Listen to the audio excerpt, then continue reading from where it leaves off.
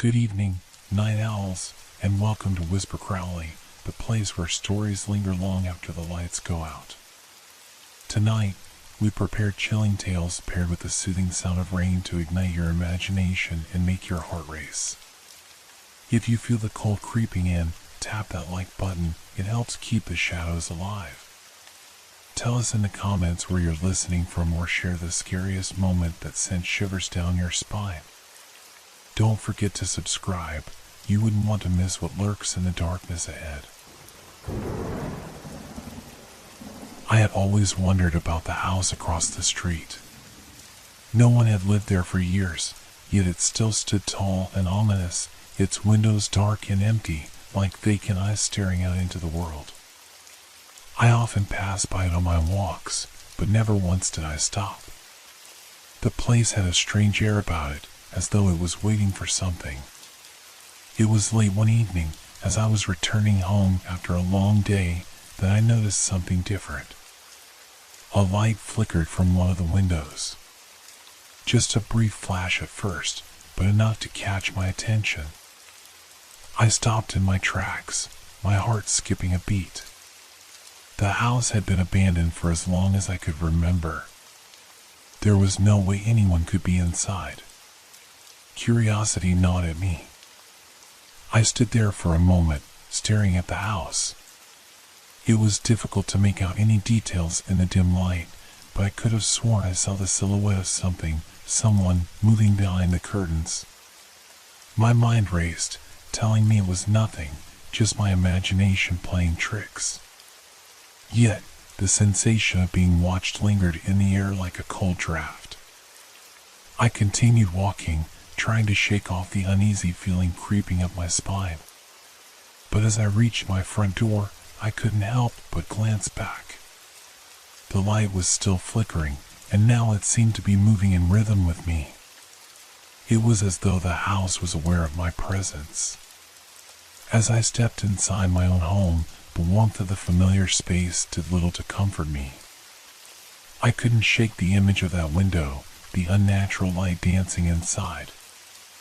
I tried to tell myself it was nothing, that the house had simply been without power for so long that maybe it was a faulty circuit or a blown bulb. But the more I thought about it, the more my mind painted a different picture. That night, I tried to sleep, but every time I closed my eyes, I saw that flicker. The thought of it nagged at me. I tossed and turned, hearing every creak of the floorboards, every shift in the house. The silence was deafening, broken only by the sound of my own anxious breathing. Something about the house across the street didn't sit right with me anymore.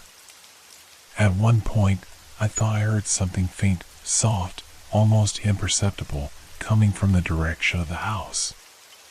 A rustling sound, like the movement of something too light to be human, too deliberate to be the wind.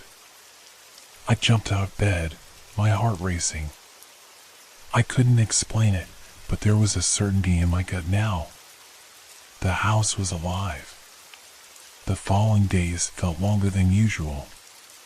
Each time I walked past the house, I couldn't help but glance at the window. The light continued to flicker, each time more persistent. Sometimes it was just a subtle glow, barely noticeable, but other times it would shine brightly, as though someone was inside, waiting. I started avoiding the street altogether, taking a longer route home just to avoid the view. But it was impossible to ignore. The light, no matter how much I tried to distance myself from it, seemed to follow me. It felt like it was watching, waiting for something. And then, one evening, something changed. I was sitting in my living room when I saw it, a shadow. It moved quickly across the window of the abandoned house, just as the light flickered again. The shape was vague, but unmistakable. It wasn't the usual stillness that had haunted the house for so long. There was something deliberate about its movements. I froze, staring at the window, trying to convince myself it was just a trick of the light. But I couldn't shake the feeling that something, or someone, was there, moving behind the curtains. The shadow grew clearer the longer I stared. At first, I thought it might be an animal, a stray cat or something, but the movement was too smooth, too controlled. It wasn't natural. It was human. I couldn't look away. My mind raced with explanations, none of which made sense. It was as if the house was somehow alive. The more I watched, the more the shadows seemed to mimic my own movements. When I turned away from the window, I thought I could still feel its gaze on me, like the eyes of a predator watching from the dark. That night, sleep was a distant dream. I lay awake, listening to the sounds of the house, faint creaks, the wind tapping at the windows, but there was a new sound now, something heavier. A shuffling noise, slow but deliberate. My breath caught in my throat, and I could almost hear footsteps in the distance. The house seemed to be breathing with me, its creaks and groans syncing with the rhythm of my anxious heart. I reached for the light switch, my fingers trembling. But as I did, I thought I heard a voice, a whisper, just faint enough that I couldn't make out the words. My head spun. Was it coming from inside the house, or was it just my mind playing tricks? I sat up, my body cold with sweat. The whisper grew louder, clearer, but still indistinct. The fear of the unknown clawed at me, and I knew I had to go to that house, had to see it with my own eyes. I had to understand what was happening. The light in the window beckoned like a siren's call, urging me to cross the street, to step into the darkness where the shadows moved. But as much as I wanted to know, I couldn't bring myself to move. What if the house was more than it seemed? What if whatever was inside knew I was coming? What if it was already waiting for me? The fear began to bubble up inside me. The house across the street was no longer just a curiosity, it was a threat. A hidden force had been awakened, and I was the one being pulled into its orbit. I didn't know how long I could stay here, in my own home, safe in my own skin. The more I thought about it, the more I felt trapped. No matter where I went, no matter how far I tried to distance myself, that house was there, watching, waiting. And the shadows? They were getting closer. I couldn't stop myself. The next evening, despite every instinct in my body screaming at me to stay inside, I found my feet carrying me towards the house. It wasn't a decision, it felt like something pulling me, an invisible force tugging me closer. The street was eerily quiet, the usual sounds of passing cars and distant voices muffled by the oppressive silence hanging in the air. As I approached the house, I could feel the temperature drop. A chill swept over me, the kind that sinks deep into your bones and makes your skin crawl. The house loomed ahead, its dark windows like hollow eyes staring into me, judging me. I stopped a few paces away, staring at the faint light that flickered inside. The shadow that had moved behind the curtains days before was gone, but something else had taken its place. The light seemed to pulse, almost as if it were breathing, alive in some way I couldn't explain. I stood frozen, my breath shallow, as a low hum filled the air. It was subtle at first, just a soft vibration in the ground, like the house itself was alive and stirring. Then, I heard it, faint, like a whisper on the wind. Help! The word wasn't clear, more like an echo of something trying to speak through a thick wall. My heart raced, thudding painfully in my chest. The whisper had come from inside the house, but it wasn't a voice I recognized. It was strained, desperate. Someone, was trapped there, and it was reaching out, calling for help. But something about the voice didn't feel right. It wasn't human, not in the way I understood human voices. It was like a distorted echo of someone's last breath, pulling me deeper into its grasp. I took a cautious step forward, then another, drawn closer to the door, even though every rational part of me screamed to run. As I neared the entrance, I could see the door itself, wooden, old, and weathered, creaking slightly as if it were swaying in a wind that wasn't there. The air around me grew thick, suffocating, like I was walking through water. The whisper came again, louder this time. "Come inside." The invitation sent a cold rush through me. I hesitated at the threshold, my hand hovering just above the doorknob. The light flickered once more, casting strange shadows across the yard. The shadows seemed to stretch, elongating and twisting unnaturally, like they had a life of their own. I felt the pressure building, as though the house itself was pushing me to enter, to step inside where the shadows moved. I told myself it was just my imagination, that the old house was making strange noises, that it was nothing more than wind and decay. But then, I heard it. A soft scrape, like something, or someone, dragging across the floor inside. And then, as if in answer, the shadows behind me shifted, moving in synchrony with my every movement. I couldn't breathe. My legs trembled, frozen in place. Something was there. Something that had been waiting, watching, and now it was aware of me. Before I could think, I pushed the door open. The hinges screamed in protest, as though the house itself was angry at my intrusion. Inside, the air was colder, thick with dust and decay. The smell was suffocating, a mix of mold and something more pungent, something foul. I stepped in, my heart pounding so loudly in my chest that I was sure the house could hear it. The door slammed shut behind me, and the light from the window flickered one last time, plunging me into darkness. And then, the whisper came again, this time directly in my ear. "You shouldn't have come." I spun around, my breath coming in panicked gasps, but there was no one there. The house was empty, silent, save for the sound of my own racing heartbeat. But I wasn't alone. The shadows were everywhere now, creeping along the walls, crawling along the floor, whispering, watching. They weren't just reflections of darkness anymore. They were alive. And they were closing in. I tried to move, but my feet felt like they were stuck in place, as if the floor was made of something other than wood, something soft and damp, pulling at my legs. The whispers grew louder, a chorus of voices, some familiar, some not, all pleading, warning, and urging me to leave.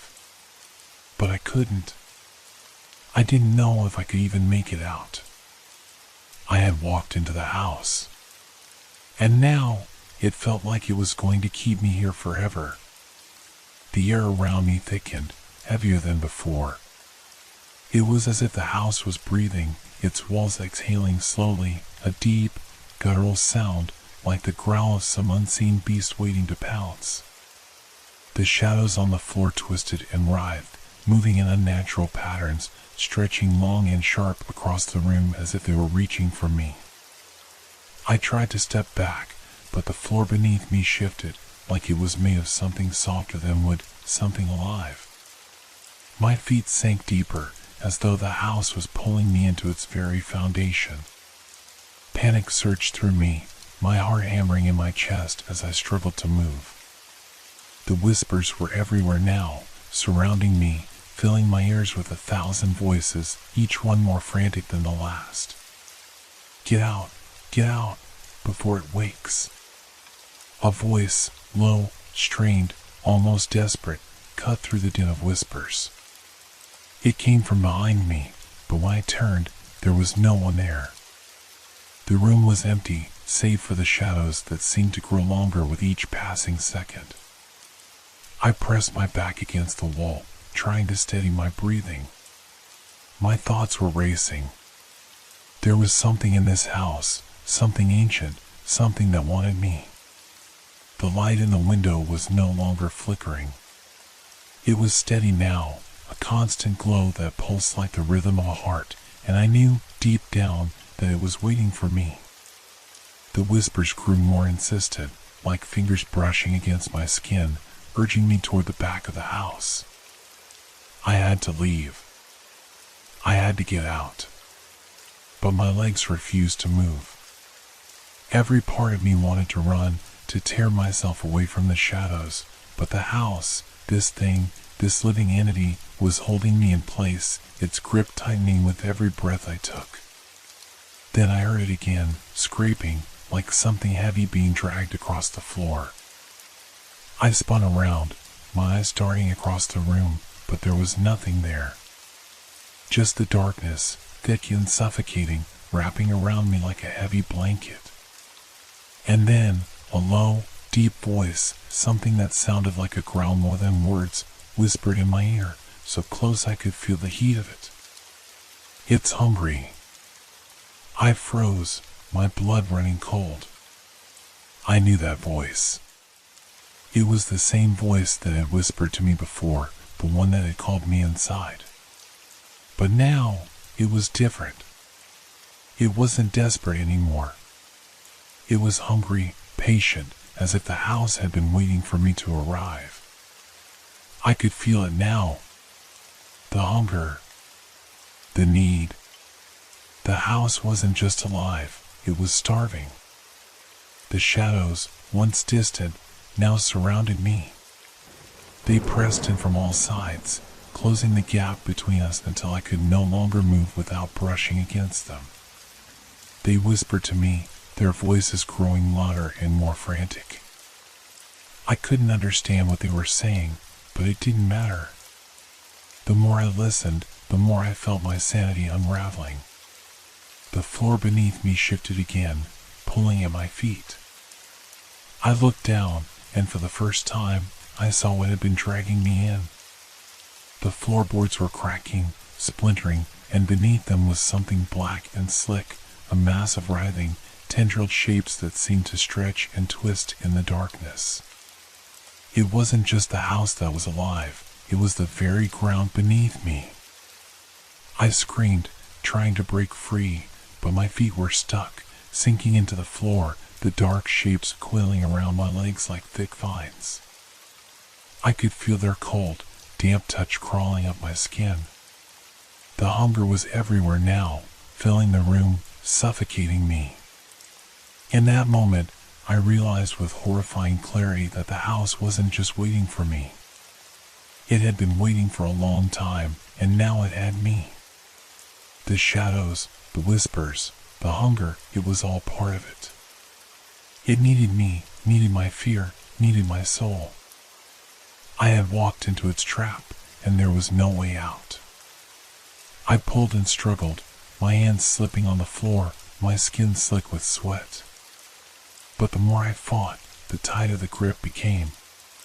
The whispers grew louder, a cacophony of voices all screaming in a single, unified roar. Then, I heard something that made my blood run cold. Footsteps. Heavy, slow, deliberate. Something was moving toward me. I dared to look up, and what I saw froze me in place. From the far corner of the room, a figure was emerging from the shadows.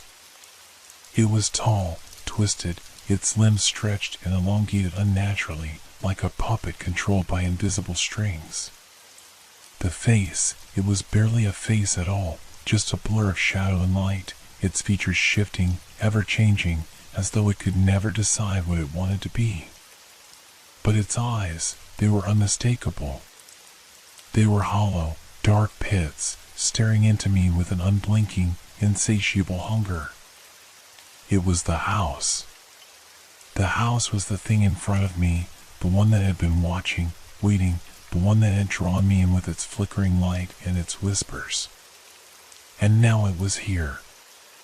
And it was hungry. The last thing I saw before the darkness swallowed me whole was the figure's hand reaching out toward me, its fingers elongated and sharp like claws, ready to claim me. I screamed, but my voice was swallowed by the silence. I woke up in my own bed, drenched in sweat, my heart pounding. The room was still. The air was still. The sun was just beginning to peek through the curtains, casting a soft glow across the floor. It was a dream. It had to be. It was all just a nightmare. But then I heard it. A soft creak, like a door opening. I turned slowly, my eyes widening as I saw the faint light flickering in the window across the street. The house was waiting. And this time, it wasn't just the shadows. It was me. I couldn't breathe. The light from the window across the street flickered again, casting long, twisting shadows that seemed to reach toward me through the glass. My heart was hammering in my chest, each beat loud enough to drown out the sounds of the world around me. I stared at the window, unable to look away, my body frozen in place, the familiar warmth of my bed now feeling foreign, suffocating. It was impossible. It had to be a dream. There was no way I could have returned. I had left the house, escaped its pull. But the light, that damned light, was back. Flickering. Alive. I forced myself to sit up, my body trembling. My hands felt numb as I pushed the covers off and swung my legs to the floor. The floorboards creaked under my weight, the sound amplified in the silence. I couldn't shake the feeling that the house was watching, waiting for me. It was as if I had never truly left. The cold, oppressive weight of the shadows followed me, lingering in the corners of my room, creeping along the walls like an invisible force. The whispers had quieted, but I could still hear them in my mind, faint and far away, as though they were just beyond my reach. The house, it wanted me back. I stood up, my legs unsteady, and walked toward the window. Each step felt like a struggle, as though I were moving through thick, invisible fog. The window was cold to the touch as I pulled the curtain aside. Outside, the house across the street loomed dark and empty, just as it had before. But the light in the window, it flickered once more, casting an eerie glow onto the ground below. I couldn't stop myself. My body moved of its own accord, each step carrying me closer to the door. I felt the pull, as if the house was calling me, beckoning me into its depths once again. My mind screamed at me to turn back, to run as far away as I could, but my feet betrayed me. I was already halfway down the stairs before I even realized it. The door stood at the end of the hallway, its dark wood appearing like a portal to something else. Something terrible. The house was awake again, and I was its prey. As I reached for the doorknob, the whispers came back, louder now, more insistent. Come back, come inside, don't fight it. I hesitated, my hand hovering just above the knob, my pulse quickening. The shadows were everywhere, curling at the edges of my vision, slipping through the cracks in the walls. They were following me, they had always been there, just out of sight, waiting for the right moment to claim me. I pulled the door open, the hinges creaking in protest, and stepped outside. The air was thick, heavy with the same oppressive silence that had filled the house. I could hear my own breath, shallow and ragged, as I walked toward the street. Each step was deliberate, as though the house itself were guiding me forward, pulling me into its grasp. I crossed the street slowly, unable to look away from the house. The flickering light in the window beckoned me like a moth to a flame. I could feel the shadows crawling across the ground, following me, but there was no turning back now. I had already crossed the threshold, and the house knew it. When I reached the door, I stood there for a moment, staring at the dark, withered wood. The house had called to me, and now it was time to answer. The door opened on its own, the sound of the hinges groaning like a sigh of relief. The light from the windows seemed brighter now, more intense, casting strange, distorted shadows across the room. The house was alive, and it was hungry. I stepped inside, the air thick and suffocating, the floor creaking beneath my feet. The house seemed to swallow me whole, the darkness closing in around me like a vice. The whispers were louder now, frantic, desperate, urging me forward. I felt it again, the cold touch of something brushing against my skin, the sensation of being watched. The shadows were everywhere, stretching and shifting, moving in ways that didn't make sense. The walls seemed to pulse, as though the house itself had a heartbeat, slow and steady, waiting. And then I saw it. At the far end of the room, the figure stood. The same twisted, elongated form that had haunted me before. Its eyes, those hollow pits of darkness, locked onto mine, unblinking, unfeeling. It was the house. It was the thing that had been waiting for me. I wanted to scream, to run, to break free, but my body wouldn't obey. I couldn't move. The shadows had me, and the house was pulling me closer, closer to the thing that waited.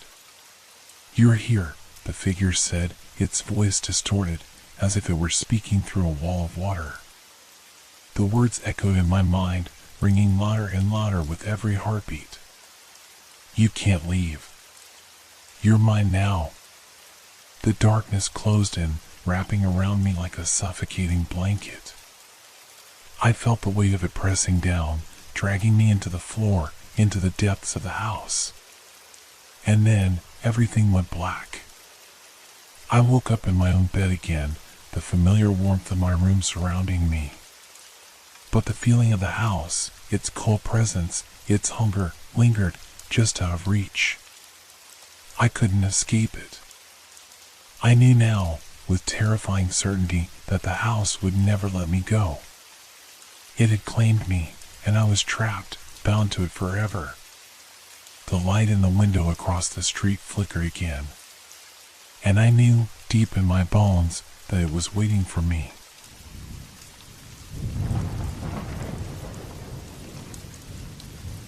It started with a note. I found it slipped under my door one evening, neatly folded, the edges crisp and perfect as if it had been placed there by a careful hand. The message inside was simple, yet it sent an immediate chill through my spine. "Don't answer if you hear your own voice." I sat there staring at the words for what felt like hours, my heart pounding in my chest. The sentence was short, almost trivial on the surface, but something about it felt so urgent, so real, that I couldn't shake the feeling that it meant more than it seemed. The apartment I had been living in was small and quiet, tucked away on the third floor of an old building on the outskirts of the city. There were no neighbors that I interacted with much, no friends to speak of. I preferred the solitude. But this note, this warning, something about it gnawed at me. I set it down on the coffee table and walked around the room, trying to shake off the feeling of unease. But even as I moved, I couldn't escape the sensation that someone was watching me. The room felt off, like the walls were closing in just slightly, the shadows in the corners darker than usual. I paused by the window, looking out into the street below. The world outside was normal, people going about their business, cars driving by. Nothing had changed. But then, it hit me. The note wasn't the only thing that was off. There was a sound, faint, almost imperceptible at first, coming from outside the door. A whisper, maybe? No, it was more like a soft rustling, like someone was shuffling just beyond the threshold. I froze. My pulse quickened, and I slowly backed away from the door. What was that? It sounded familiar. I tried to dismiss the thought, but deep down, I knew what it was. It was my own voice. The note, the warning, it was happening. I listened, my breath caught in my throat, and the rustling grew clearer. Then it happened, there was no mistaking it. My name. A soft call, echoing from the other side of the door. James. It was me. The voice, the sound of my own name, called by me, but not from my own lips. My heart pounded, my limbs froze. The voice was distorted, like an echo of itself, warped but unmistakable.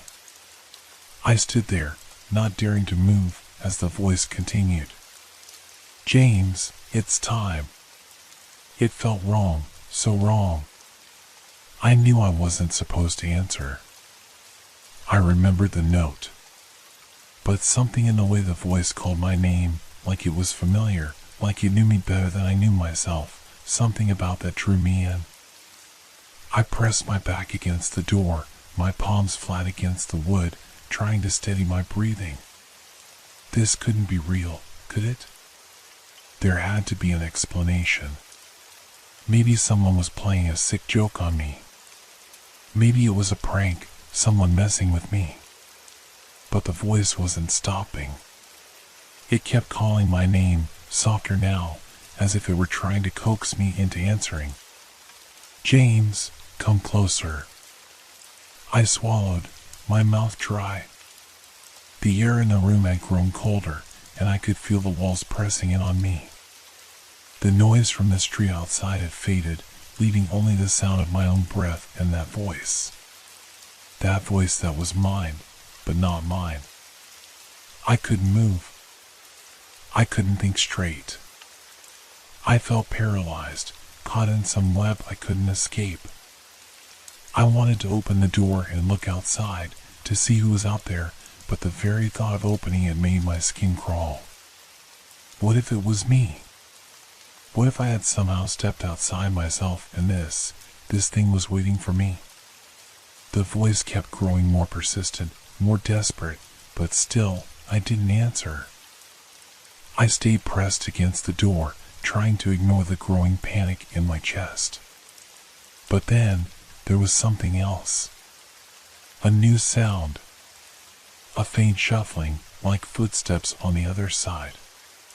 The door rattled, just slightly, as if someone, or something, was testing it. My heart skipped a beat. And then, a sharp knock. A single, solid thump on the door, right in front of me. I jumped back, my breath coming in quick, shallow gasps. The voice was silent now, but the knocking continued, echoing through the room, growing louder and faster, as if whatever was on the other side was growing more impatient, more desperate. I couldn't take it anymore. I had to see. I had to know. With trembling hands, I reached for the doorknob. My heart was hammering in my chest, my whole body shaking with dread, but my curiosity, my fear, pushed me forward. I opened the door. There was no one. Just the hallway, dark and empty, stretching out in both directions. The light above flickered, casting strange, wavering shadows on the walls. I stepped out, confused, my mind racing, looking for any sign of movement. But the hall was still. Empty. I looked to my left, to my right, and then down the corridor. That's when I saw it. The mirror. It hung at the end of the hall, reflecting the door to my apartment. But it wasn't just the reflection of the hallway that caught my eye. There was something else. A figure standing right behind me in the reflection. My reflection. But it wasn't me. It was a version of me. A perfect replica, standing just inches away from me, mirroring my every movement. I turned quickly, my breath catching in my throat. But the hallway was empty. There was no one there. Just the echo of my own racing heartbeat in the silence. I turned back to the mirror. The figure was still there, still watching me. Its eyes, my eyes, were locked onto mine, but they were different. Cold. Empty. The figure mouthed something, its lips forming words that I could barely hear. "James, it's time." I staggered back, my mind reeling. This wasn't happening. This couldn't be happening. The note, the voice, the figure. Was it a hallucination? Or was it something else? I had no time to think. The voice, that same distorted voice, called again from the darkness. "James, come back." And I knew then that whatever was waiting for me, whatever had taken my place in the mirror, it wasn't going to stop. Not until it had everything I was. And I was afraid that it was already too late. I backed away from the mirror, my feet stumbling as if the very ground beneath me had become unstable. My mind raced, trying to process what I had seen, what I had heard. The figure in the mirror, it wasn't me, not exactly. It was me, but it wasn't. It had my features, my eyes, but there was a coldness in its expression, a hollow emptiness that made my skin crawl. I turned away from the mirror and rushed back into my apartment, slamming the door behind me. I didn't even pause to look around, to check if anything had changed. I had to lock the door. I needed to keep whatever that thing was out. But as my hand reached for the lock, I froze again. The note. The one that had warned me not to answer if I heard my own voice. It was still sitting on the coffee table. I glanced over at it, but then my eyes snapped back to the door. The knocking had stopped.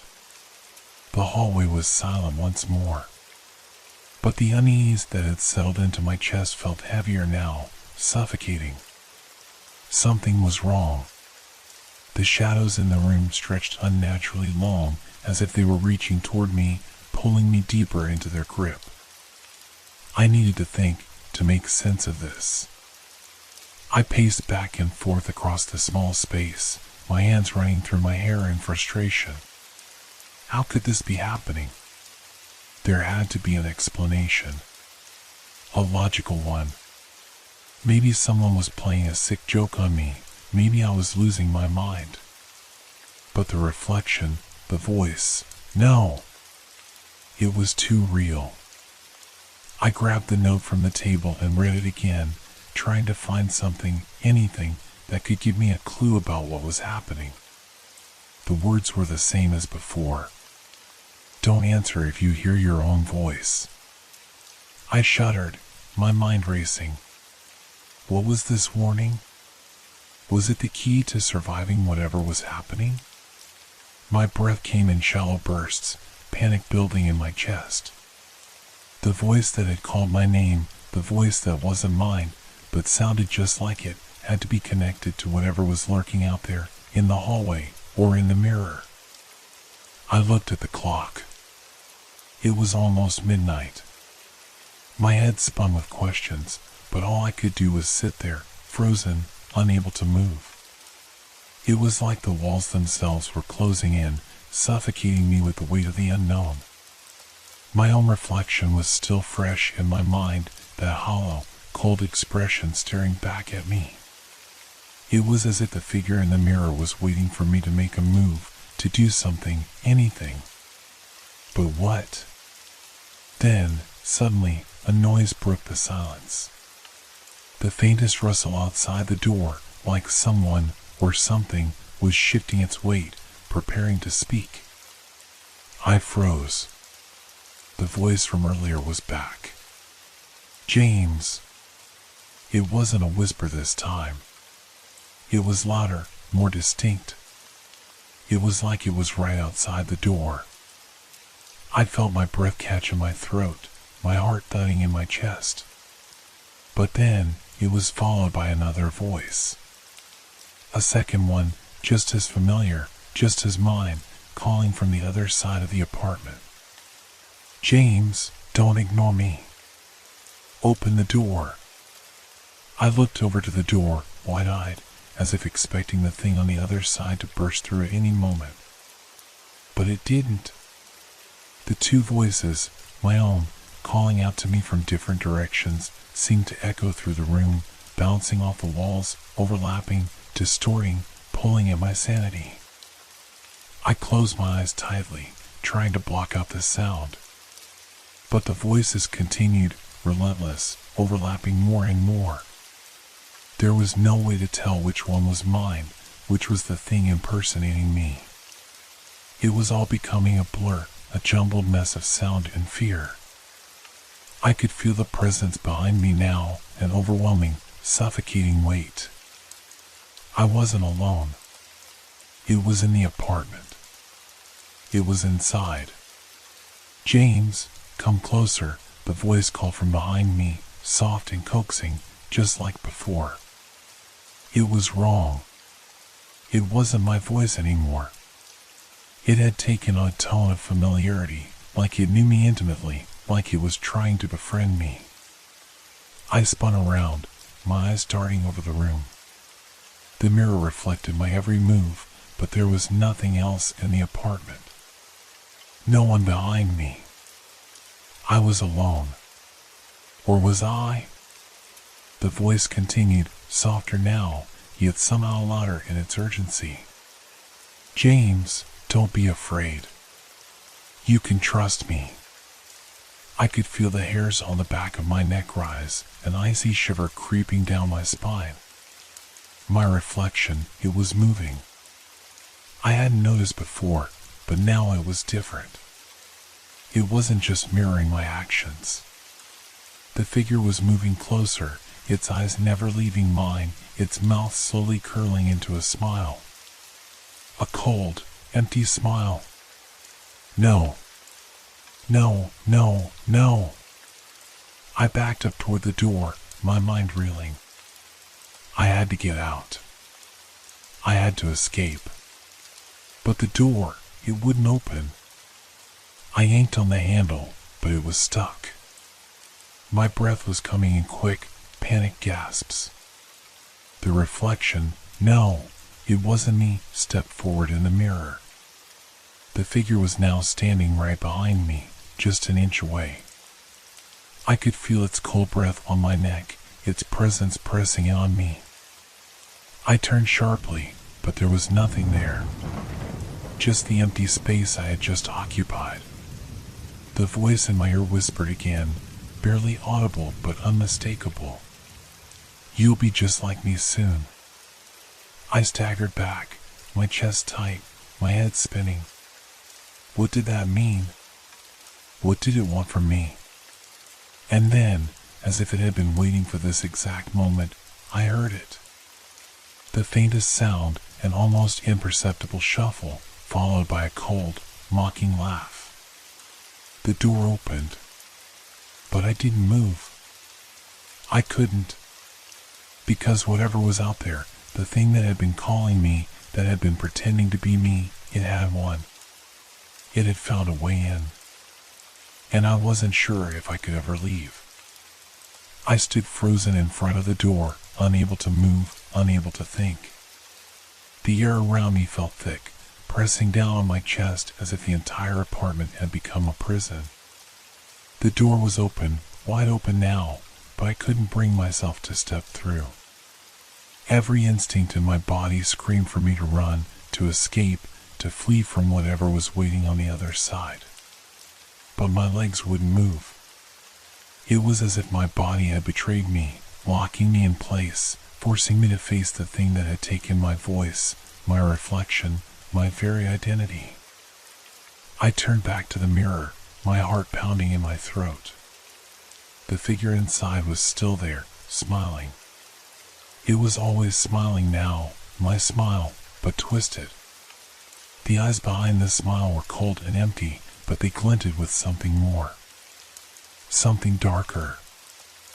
I reached out, almost instinctively, as if drawn to the mirror by some invisible force.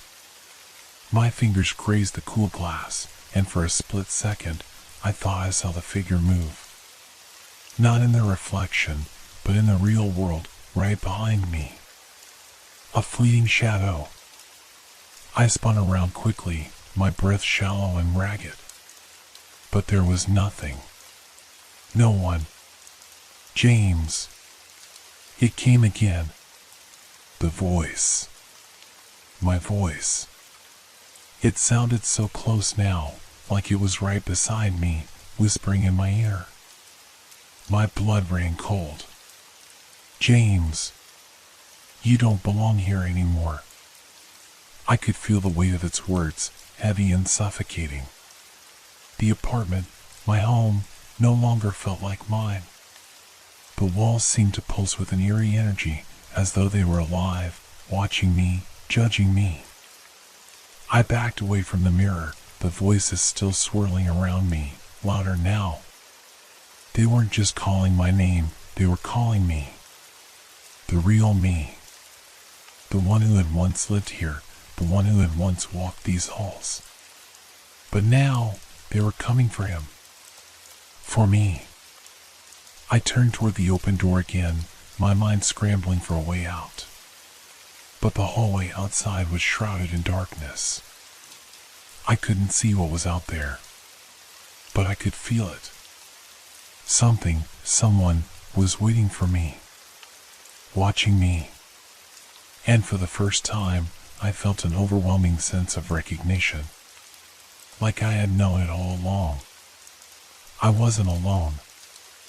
I had never been alone. With a deep breath, I took a step forward, moving slowly toward the door. I needed to leave. I needed to get away from this apartment, from the reflection, from the voices that now surrounded me, pulling at the very fabric of my being. I could still hear them, whispers, echoes of my own voice, now distorted and taunting. James, come back.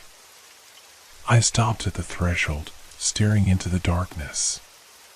The hallway stretched out before me, cold and lifeless. There was something familiar about the silence, something unnervingly comforting. And then, I heard it again. The faintest shuffling sound. The unmistakable sound of footsteps. But they weren't mine. I froze, every muscle in my body tensed. The footsteps were moving closer, but they weren't the usual echo of someone walking. They were wrong. They had a hollow quality to them, like they were made by something that shouldn't be able to move. Something unnatural. I couldn't turn back now. I had already opened the door. The hallway was no longer empty. There, at the end, was a figure. A shadow that stood still, watching me. The closer I looked, the more I could see it was me. Or rather, the thing that had taken my place. It stood motionless, its outline almost indistinguishable from my own, but there was something off about it. The way it stood, the way it waited, it was different. The smile. It was that smile again. The same smile I had seen in the mirror. But this time, it wasn't confined to the reflection. It was here, in front of me, in the darkness, grinning in a way that made my stomach churn. I stepped back, feeling the coldness of the wall behind me. The figure didn't move, but I could feel its presence pushing toward me.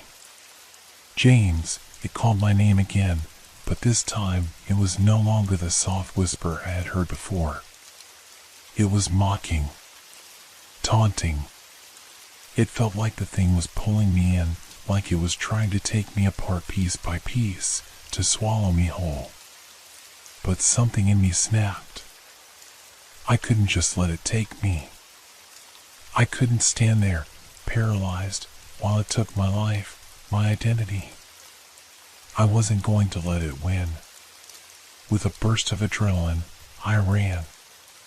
I dashed toward the stairwell, away from the hallway, away from the thing that had become my shadow.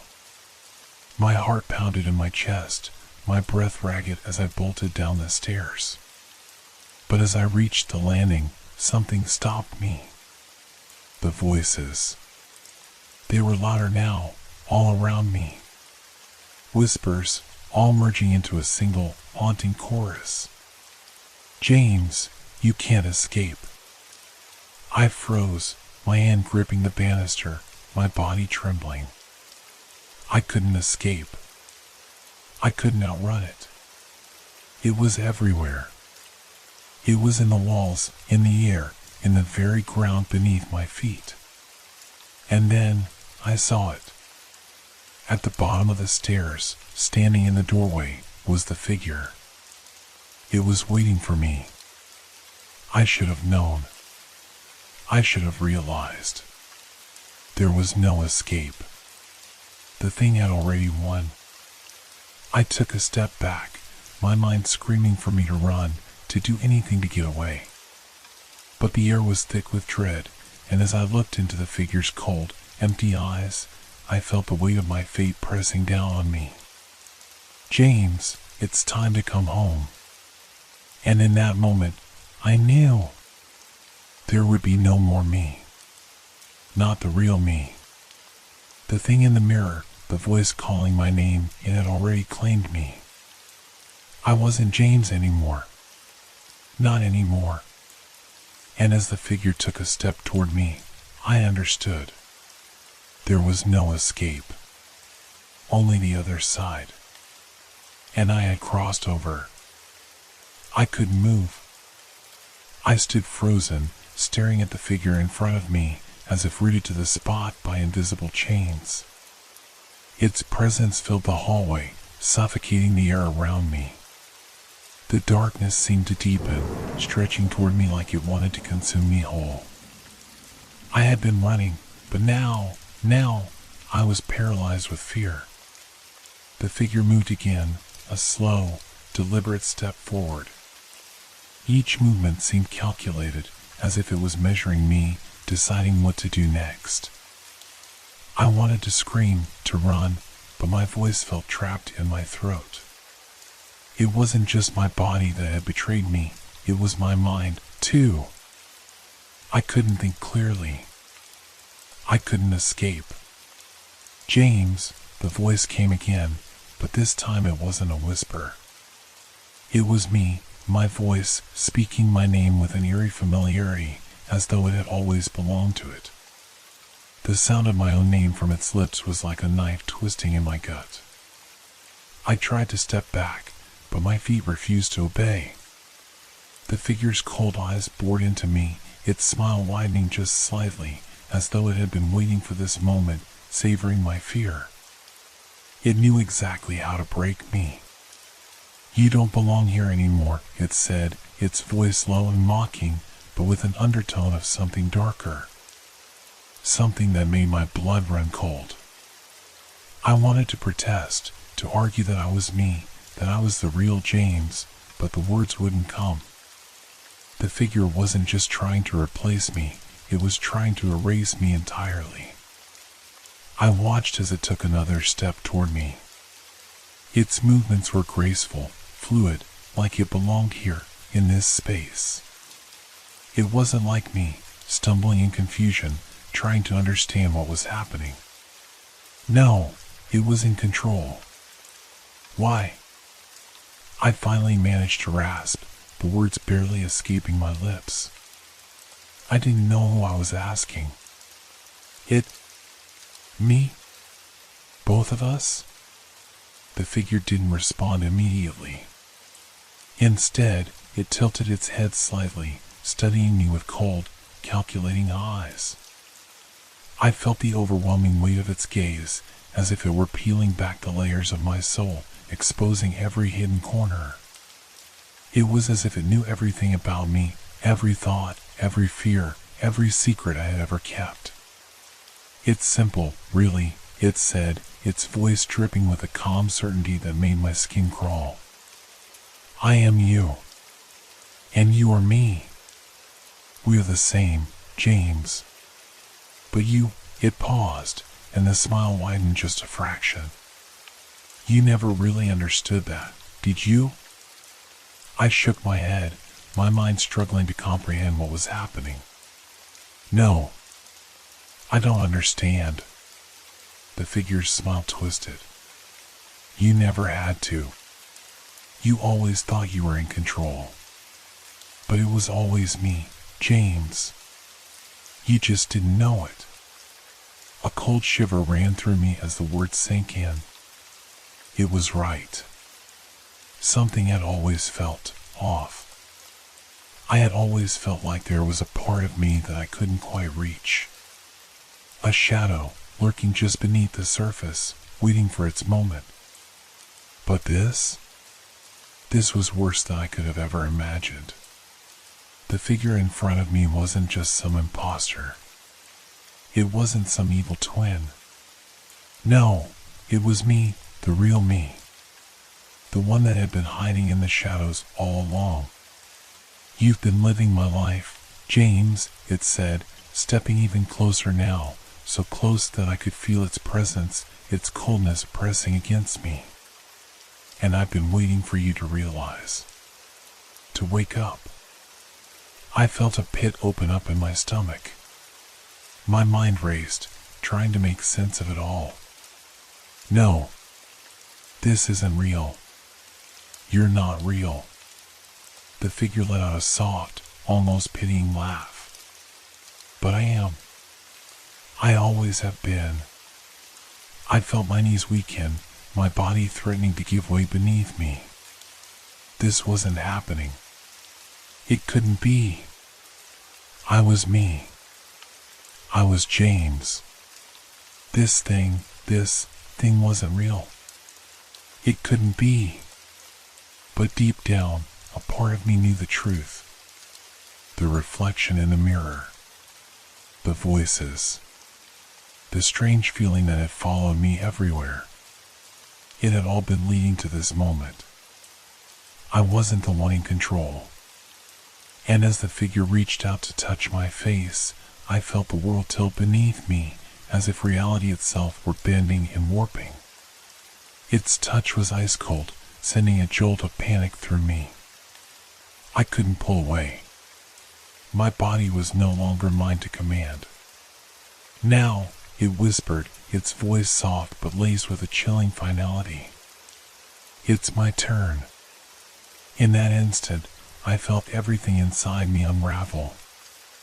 A sharp, overwhelming sensation of falling, but not physically.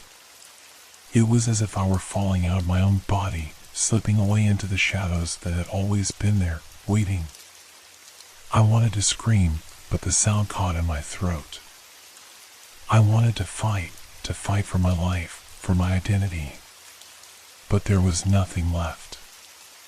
I could feel it, the last remnants of who I was slipping through my fingers, vanishing like smoke. And then, everything went black. When I woke, I wasn't in my apartment anymore. The air was different, thicker, heavier. I was standing in a room, but it wasn't the one I recognized. The walls were unfamiliar, the furniture strange. But there was something about it that felt right. I reached up, my hand trembling, and felt my face. My skin was cold, smoother than I remembered. My heart began to race as I stared at my reflection in the glass of a picture frame hanging on the wall. It wasn't my face. It was his. I wasn't James anymore. I was the other one. And as I looked into the eyes of my new face, I knew. There was no going back. The change had been completed. The switch was final. I was him now, and I would never be me again. When I woke, I wasn't in my apartment anymore. The air was different, thicker, heavier. I was standing in a room, but it wasn't the one I recognized. The walls were unfamiliar, the furniture strange. But there was something about it that felt right. I reached up, my hand trembling, and felt my face. My skin was cold, smoother than I remembered. My heart began to race as I stared at my reflection in the glass of a picture frame hanging on the wall. It wasn't my face. It was his. I wasn't James anymore. I was the other one. And as I looked into the eyes of my new face, I knew. There was no going back. The change had been completed. The switch was final. I was him now, and I would never be me again.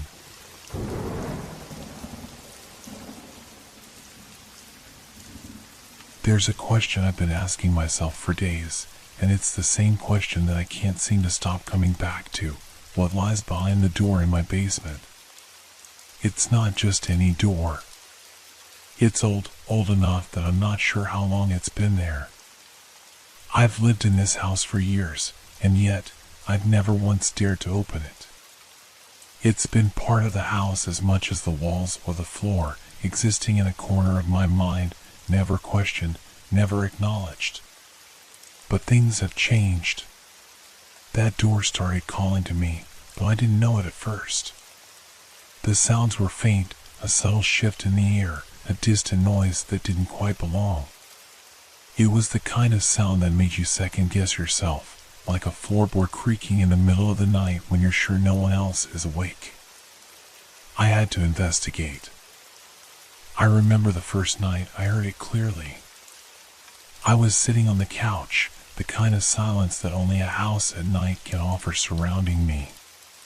The hum of the fridge, the gentle tick of the clock on the wall. It was peaceful, too peaceful. And then I heard it, a soft whimper. The sound came from below, from the basement. I froze. It wasn't a sound I was used to hearing. I'd been in and out of the basement 1,000 times. Never had I heard anything like that. It was almost like a cry. A voice, faint but unmistakable. I tried to dismiss it at first. I convinced myself that it was the wind or some noise from the house settling.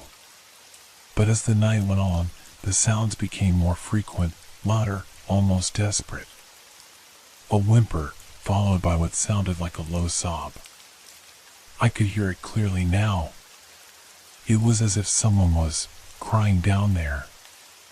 The hairs on the back of my neck stood up, a chill creeping through my body. My breath quickened as my eyes drifted toward the basement door. That door, that old, sturdy door I had avoided for years. It had always been locked, sealed shut, without a key. But now I was certain that there was something behind it. Something that shouldn't be. I couldn't ignore it any longer. It wasn't the sound of an animal or a draft. There was something or someone down there. I stood up, heart pounding, and made my way toward the basement stairs. My footsteps felt heavy, too heavy, as if the house itself was trying to hold me back. I stopped in front of the door, my hand hovering over the old, rusted doorknob. The sobbing from behind the door grew louder, more insistent. I swallowed hard. My fingers shook as I turned the knob. The door creaked open, and the air in the basement rushed out, thick and cold. A stale, musty smell greeted me, but there was something else, something darker, like it had been waiting. The shadows at the bottom of the stairs seemed to stretch further than they should have, consuming the corners of the room. I hesitated. Should I step in? Should I close the door again and pretend this never happened? But the crying, it was impossible to ignore. It wasn't just any cry. There was an eerie quality to it, like something ancient, something wrong. I stepped down the stairs. With each step, the air grew colder, the sobs more distinct. They were no longer just cries of sadness. They had become pleading. A voice echoed in the dark. Help me. Please, help me. I was close now. Just a few more steps and I would be at the bottom of the stairs, the door fully open in front of me. I reached the landing and turned toward the far corner of the basement. The shadows seemed to shift, like they were moving on their own. I could see a dim light flickering, as if a candle were burning somewhere in the depths. But there was nothing there. Just a shadow. The sobbing stopped. Suddenly, it was deathly quiet. What's down there? I couldn't shake the feeling that I was no longer alone. A chill settled over me, as if the air itself had turned to ice. Something shifted, just out of sight, in the farthest corner of the room. I looked at the space between the shelves where an old box sat, covered in dust. There was nothing else, nothing that made sense. And yet, something about the box, the way it sat there so innocently, seemed wrong. There was a presence, a weight, as if it were calling to me. The flickering light grew brighter. But it wasn't coming from the box. No, it was coming from behind it. My heart skipped a beat as I realized what I was seeing, a door. It wasn't the door I had expected. This door wasn't like the one above. It was different, newer, though it looked like it had been hidden for years. It was a door that didn't belong in this basement, a door that didn't belong in my house. And beyond it, beyond the door, was something that I couldn't yet comprehend. But I knew, deep in my gut, that whatever it was, it had been waiting for me. I could feel the darkness pulling at me, the cold air wrapping around my limbs, the whispers calling me closer. Don't open it, my mind screamed. But I was already reaching for the handle. I twisted it.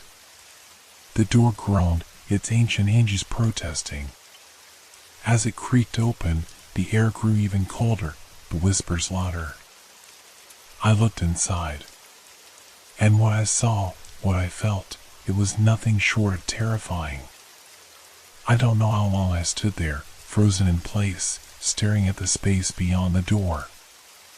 I couldn't quite comprehend what I was seeing. It was too much to take in all at once. The room behind the door was not part of my house. It wasn't even an ordinary room. It was a dark, cavernous space, with twisted, gnarled shadows stretching across the walls, as though the darkness itself had a life of its own. The air seemed thick, charged with something unnatural. A dim, flickering light cast strange reflections on the walls, but it wasn't coming from any source I could see. It was as though the light was coming from the shadows themselves. I stepped forward, my feet moving as though they weren't my own, drawn toward the room by something powerful and insistent. The door creaked as I pushed it open further, revealing a narrow path leading deeper into the unknown. My breath caught in my throat as I noticed something at the far end of the room, a figure, barely visible in the gloom, standing still as if waiting for me. The whispers that had been swirling in my mind grew louder, more insistent, as though the room itself was trying to communicate with me, urging me to come closer. Come closer. The voice in my head was no longer just a whisper.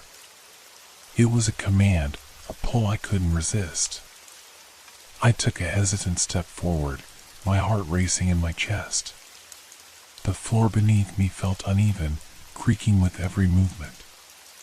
The shadows seemed to move, shifting in time with the strange sounds that echoed through the room. I could hear faint footsteps behind me, though I knew I was alone.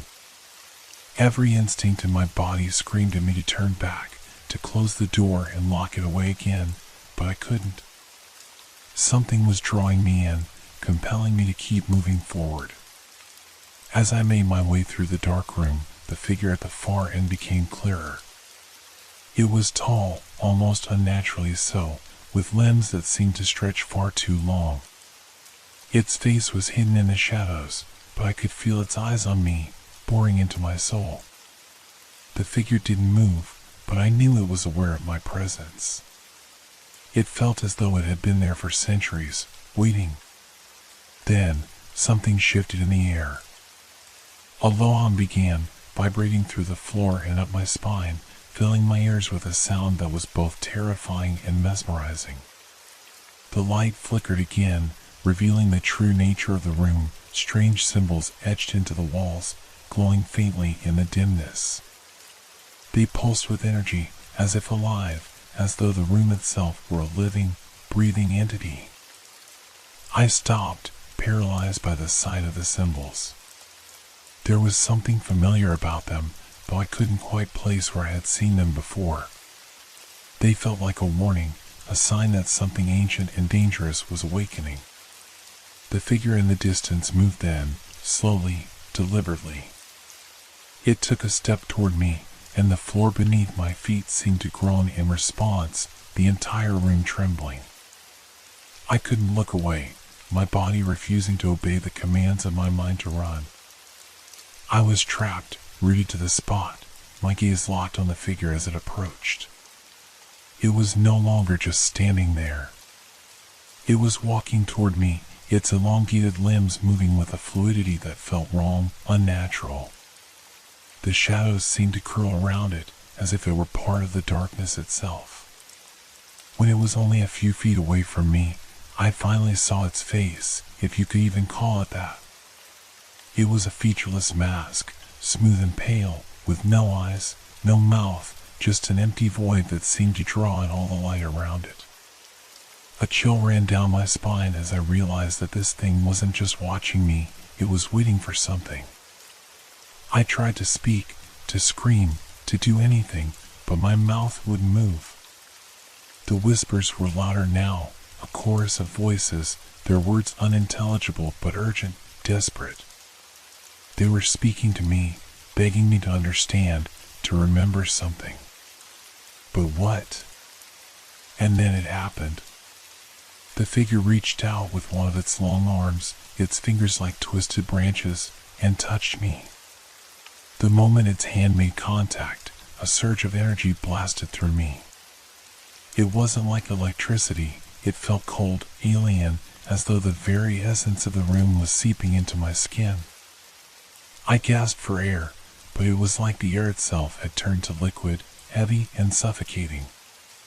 The whispers turned into screams, a cacophony of voices, each one shouting, pleading.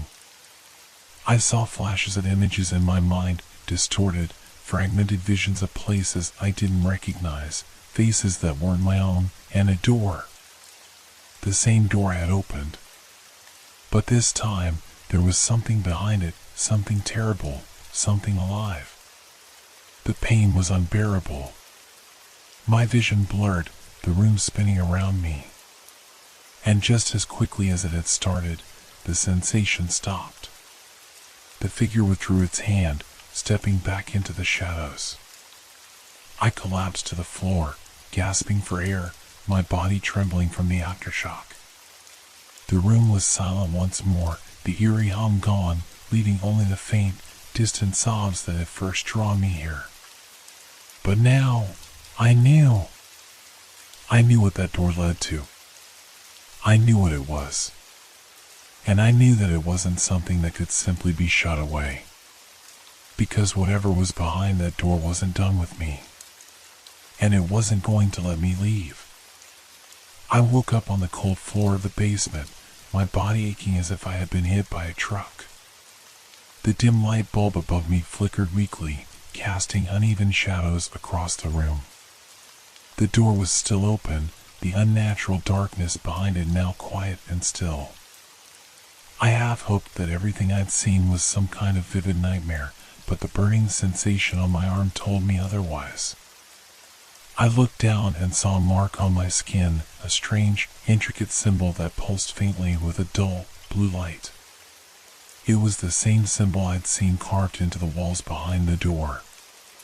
The sight of it sent a shiver through me, but I couldn't look away. It felt alive, as if it was watching me, waiting for something.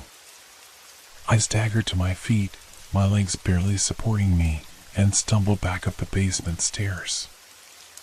I slammed the door shut behind me, locking it with trembling hands.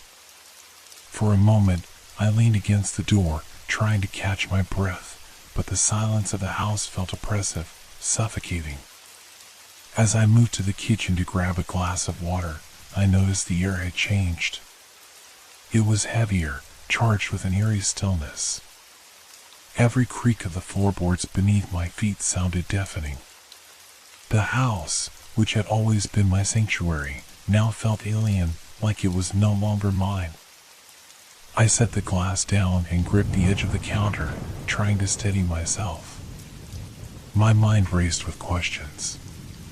What was that thing behind the door? Why had it marked me? And, most terrifying of all, what did it want?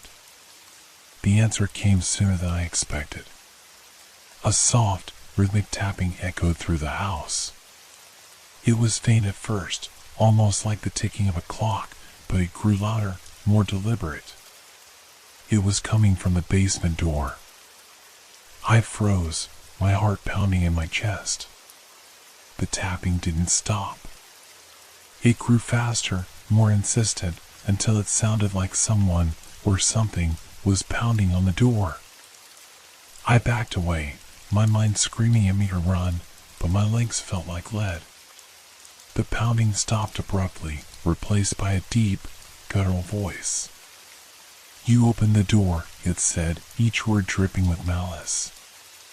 The voice wasn't loud, but it didn't need to be. It reverberated through the house, through me, shaking me to my core. I didn't answer. I couldn't. The voice continued, growing darker, more menacing. You let me in. And now, you're mine. The lights in the house flickered violently, plunging me into darkness. The temperature dropped, and my breath came out in invisible puffs of air. Then I heard footsteps. They were slow, deliberate, and impossibly heavy, echoing through the house as if the very walls were trembling in their wake. I stumbled backward, clutching the edge of the kitchen counter for support. The footsteps were coming closer, but they weren't coming from the basement. They were coming from upstairs. How could that be? I had locked the basement door. Whatever was behind it couldn't have gotten out. Unless... I didn't want to finish the thought. The footsteps stopped abruptly, and the silence that followed was worse than the noise. I could feel the weight of something watching me, its presence pressing down on me from above. And then, the voice spoke again, this time from right behind me. Run. I didn't hesitate. I bolted for the front door, my breath ragged, my heart threatening to burst from my chest. My hands fumbled with the lock, and for a terrifying moment, it felt like the door wouldn't open. When it finally gave way, I burst out into the cold night air, slamming the door shut behind me. I didn't stop running until I reached the street, collapsing onto the sidewalk as I gasped for air. The house loomed behind me, dark and foreboding. Every instinct screamed at me to keep running, to get as far away from it as possible, but I couldn't move. My legs refused to carry me any further. I sat there, trembling, my eyes locked on the house. The windows were dark, the front door still shut, but I could feel it watching me. Whatever I had unleashed wasn't confined to the basement anymore. It was free, and it wasn't going to stop. I didn't go back to the house that night. I couldn't. Instead, I wandered the streets, keeping to the light of street lamps, jumping at every sound. My mind was a tangled mess of fear and questions. What had I unleashed? And more importantly, how could I stop it? By the time the sun began to rise, I had convinced myself I needed answers. There had to be a reason the door was locked, why that thing was trapped behind it. Someone had to know. I started at the local library, digging through old property records and town archives. The house, my house, was over a century old. It had been built by a man named Elias Grayson, a recluse known for his obsession with the occult. The records were sparse, but I found enough to piece together a grim picture.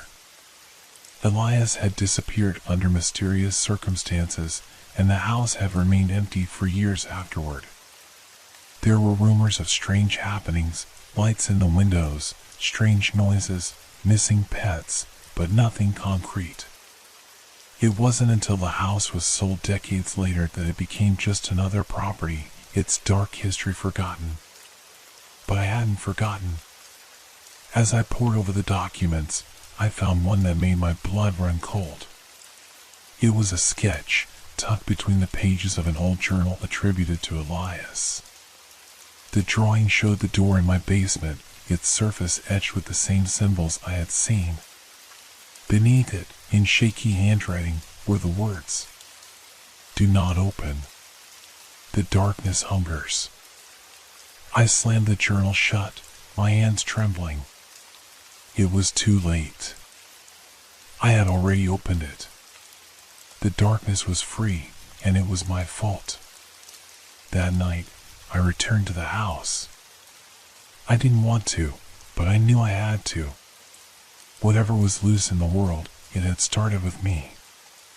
I couldn't just walk away. The air inside was thick, oppressive. Every creak of the floorboards sent a shiver down my spine. The basement door was ajar, a thin line of blackness spilling out like an ink stain. I didn't go to the basement. Not yet. Instead, I went upstairs to my bedroom. I needed to gather a few things, a flashlight, my phone, anything that could help. But as I stepped into the room, I froze. The mirror on the wall was shattered, cracks spiderwebbing out from the center. And in those cracks, I saw something moving. It was my reflection, but it wasn't me.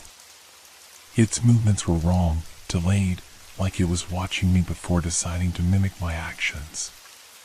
Its eyes were too bright, too sharp, and when it smiled, the corners of its mouth stretched too far. "Why did you come back?" it asked. The voice wasn't mine, but it came from my reflection. It was deeper, colder, and it sent a chill down my spine. I didn't answer. The reflection tilted its head, its grin widening. "You let it out.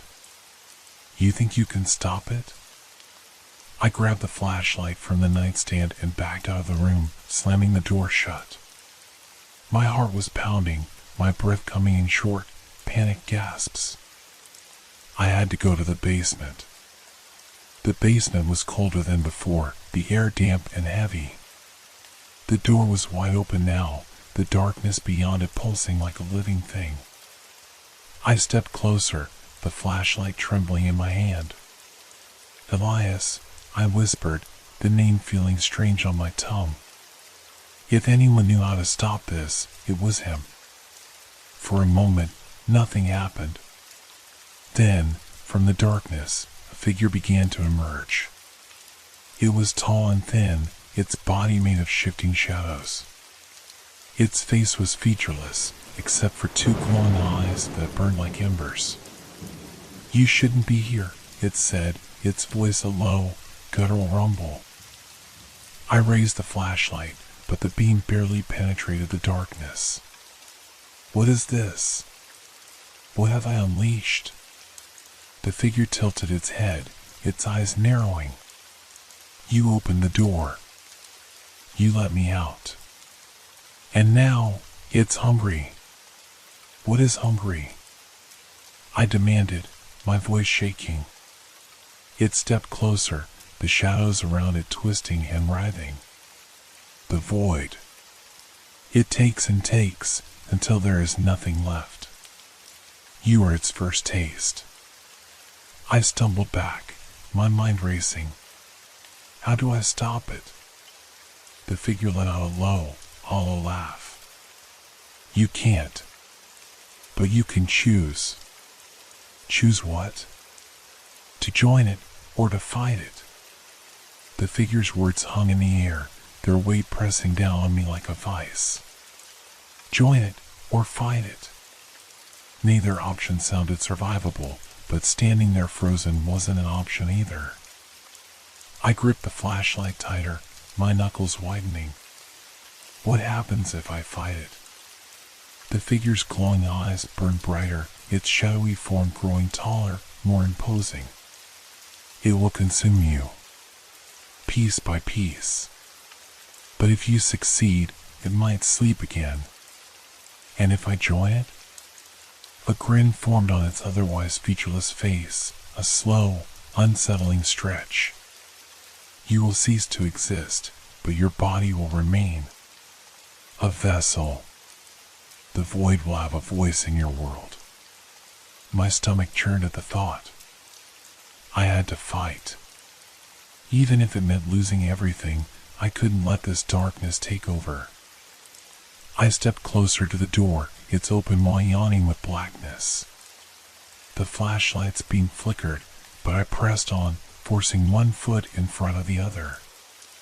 The figure watched, its presence looming behind me like a shadow stitched to my back. Inside, the air grew colder, thicker, as if I were walking through water. My breath condensed in the faint light, forming small clouds that disappeared as quickly as they came. The room beyond the door was vast, impossibly large. The walls and ceiling stretched away into a void so dark it felt like staring into infinity. Shapes shifted at the edges of my vision, slithering and coiling like smoke. And then, I saw it. At the center of the room, a massive, pulsating mass of darkness writhed like a living thing. It had no form, no shape, just endless, shifting blackness. Its surface shimmered, reflecting faint whispers of light that seemed to come from nowhere. It spoke, not with words, but with a presence that filled my mind, a voice that resonated in my very bones. Why have you come? I swallowed hard, my voice shaking. I'm here to stop you. The void laughed, a sound that wasn't a sound, but a vibration that rattled my teeth and sent icy fingers crawling up my spine. Stop me? You are nothing. A fleeting shadow in the light of eternity. The mass shifted, a tendril of darkness snaking toward me. I stepped back instinctively, the flashlight's beam faltering. I may be nothing, I said, forcing strength into my voice. But even nothing can stand against you. The void paused, its tendril hovering inches from my face. It seemed to study me, its surface rippling with a strange, otherworldly energy. You cannot destroy me, it said. But you can contain me. You already know how. My mind raced. Contain it? How? The door. The realization hit me like a thunderclap. The door was the key. It had been locked for a reason, the symbols etched into it a barrier holding this thing back. I turned and ran, the void's laughter echoing behind me. The figure was waiting at the edge of the door, its glowing eyes watching my every move.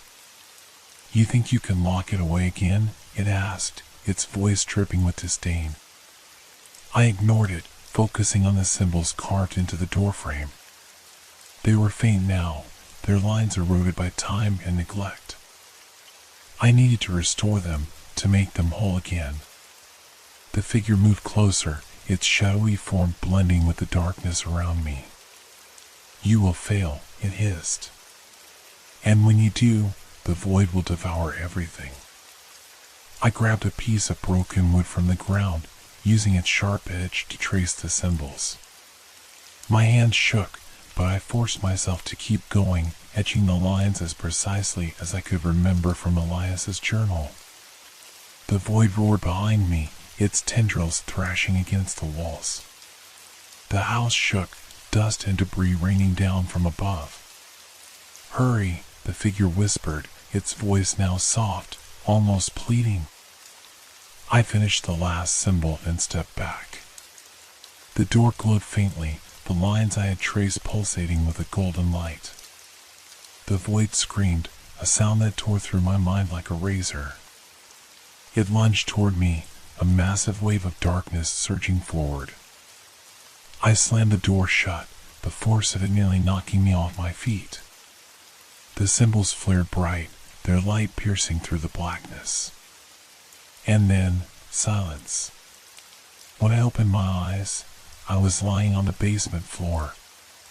The door stood in front of me, its surface smooth and unbroken, the symbols etched deep and glowing faintly. The house was still, the air calm, but the weight of what had happened lingered, a heavy presence that would never truly leave. I survived, but I was no longer the same. The darkness had touched me, left its mark. And the door, it was locked again, but I knew better now. Some doors should never be opened.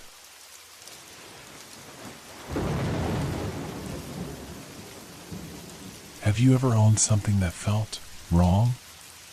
Not in a way you can explain, but in a way that sits heavy in your chest, making you question every creak, every shadow in your home? It started with a gift from my neighbor, Mr. Harper. A man in his 60s with a kind smile. He lived alone in the old house next to mine. I thought you'd appreciate this, he had said, handing me a beautifully carved wooden clock. Its face was ivory, with delicate golden hands and Roman numerals etched in black. Around the frame, intricate vines and flowers were chiseled with a precision that felt almost unnatural. It's a family heirloom, he added, his voice quiet, almost somber. It's been in my attic for years, but I think it belongs with someone who can admire its craftsmanship. I thanked him and took the clock home, hanging it on the wall above my mantel.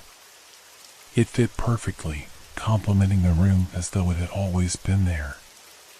That first evening, I admired its steady ticking, the way its pendulum swung back and forth like a metronome. It gave the room a sense of calm. But that calm didn't last. The first strange occurrence happened the following night. It was just past midnight when I woke to an odd sound, a faint, rhythmic tapping.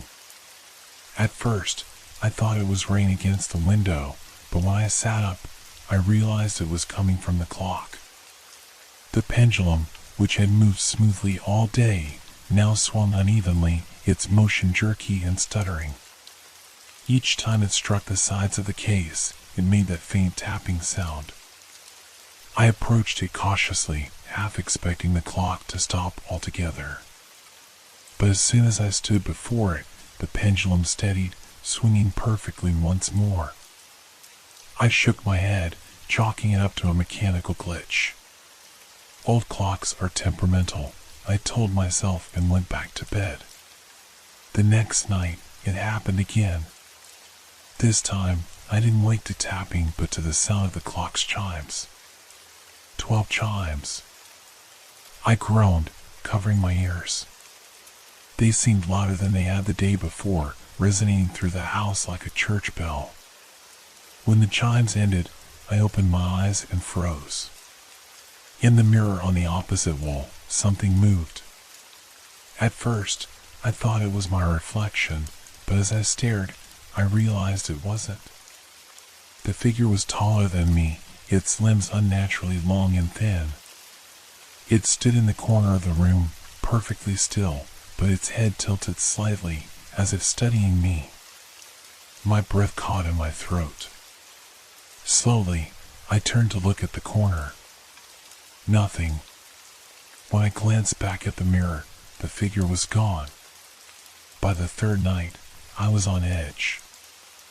I spent hours researching antique clocks, hoping to find an explanation for what was happening. Perhaps I was overtired, and my imagination was playing tricks on me. Or maybe there was a logical reason for the clock's strange behavior. But the more I searched, the less sense it made. There were no markings on the clock to indicate its maker or origin, and none of the designs I found matched its unique carvings. That night, I resolved to stay awake until midnight. I wanted to see for myself what was happening, to prove that it was all in my head. I sat on the couch, watching the clock as it ticked steadily. The house was silent, save for the faint hum of the refrigerator in the kitchen. When the clock struck midnight, I held my breath. The first chime rang out, deep and resonant. The second followed, then the third. By the 12th chime, The air in the room felt heavy, like a storm was brewing just outside. And then, in the mirror, I saw them. Not one figure this time, but several. They moved in unison, their steps synchronized with the chimes. Their forms were indistinct, like shadows cast by candlelight, and yet I could feel their presence, their eyes, or whatever they had, fixed on me. I wanted to run, but my body refused to move. My legs felt like lead, my chest tight. The figures stopped moving, standing in a semicircle behind me. In the mirror, one of them raised a hand, its long, spindly fingers reaching toward the glass. And then, it spoke. Its voice was a whisper, a sound that barely registered in my ears but echoed in my mind. Do you hear the ticking? I wanted to scream, to shout, to do anything, but the words caught in my throat. All I could do was watch as the shadow's hand pressed against the mirror's surface. The glass rippled like water, and the room grew impossibly cold. At that moment, I knew this wasn't just a clock. It was a doorway. I woke up sprawled on the living room floor, my heart pounding like a drum. Morning light streamed through the curtains, soft and warm, a stark contrast to the icy terror of the night before. The clock hung above the mantel, looking as innocent as ever. Its pendulum swung steadily, and the faint ticking was the only sound in the house. Had it all been a dream? I sat up, my hands trembling as I ran them through my hair. My reflection in the mirror caught my attention. My face was pale, my eyes hollow with dark circles beneath them. But what truly unsettled me was the faint smudge on the mirror's surface, like the imprint of a hand. I stumbled to the bathroom and splashed cold water on my face, trying to shake the memory of those figures. It wasn't real, I muttered, gripping the edges of the sink. Just a nightmare. But deep down, I knew better. That day, I tried to ignore the clock, keeping myself busy with mundane tasks. I cleaned the kitchen, reorganized my bookshelf, and even went for a long walk to clear my mind. Yet no matter how far I tried to distance myself, the memory of the night clung to me like a shadow. When evening came, I avoided the living room altogether, opting to eat dinner in the small dining area by the kitchen. The clock's faint ticking echoed through the house, a constant reminder of its presence. As the hours crept closer to midnight, my anxiety grew. I checked the locks on every door and window, double-checked the curtains, and left all the lights on. By 11:30, I was pacing the hallway, my heart racing. I knew I couldn't ignore it forever. At midnight, the chimes began. I stood in the hallway, frozen, as each resonant note filled the house. This time, the sound was different, slower, heavier, as though the clock itself was dragging the moments out. I wanted to run upstairs, to hide beneath the covers like a child, but something compelled me to move toward the living room. The air grew colder with each step, and the faint glow of the clock's face was the only light in the room. The final chime echoed, and the house fell silent. For a moment, nothing happened. The clock's pendulum swung, its ticking steady and unchanging. I let out a shaky breath, relief washing over me. But then, the mirror darkened. It wasn't like a shadow passing by. It was as though the glass itself was being swallowed by darkness. Shapes began to form within it, indistinct at first, then sharpening into the same figures I had seen before. This time, they weren't just in the mirror. I could feel them. The room grew heavy, oppressive, as though the very air was being pulled toward the clock. My chest tightened, and I struggled to breathe. One of the figures stepped forward, its form twisting unnaturally as it emerged from the mirror. Its face was featureless, a blank void where eyes and a mouth should have been. It raised an elongated hand, pointing directly at me.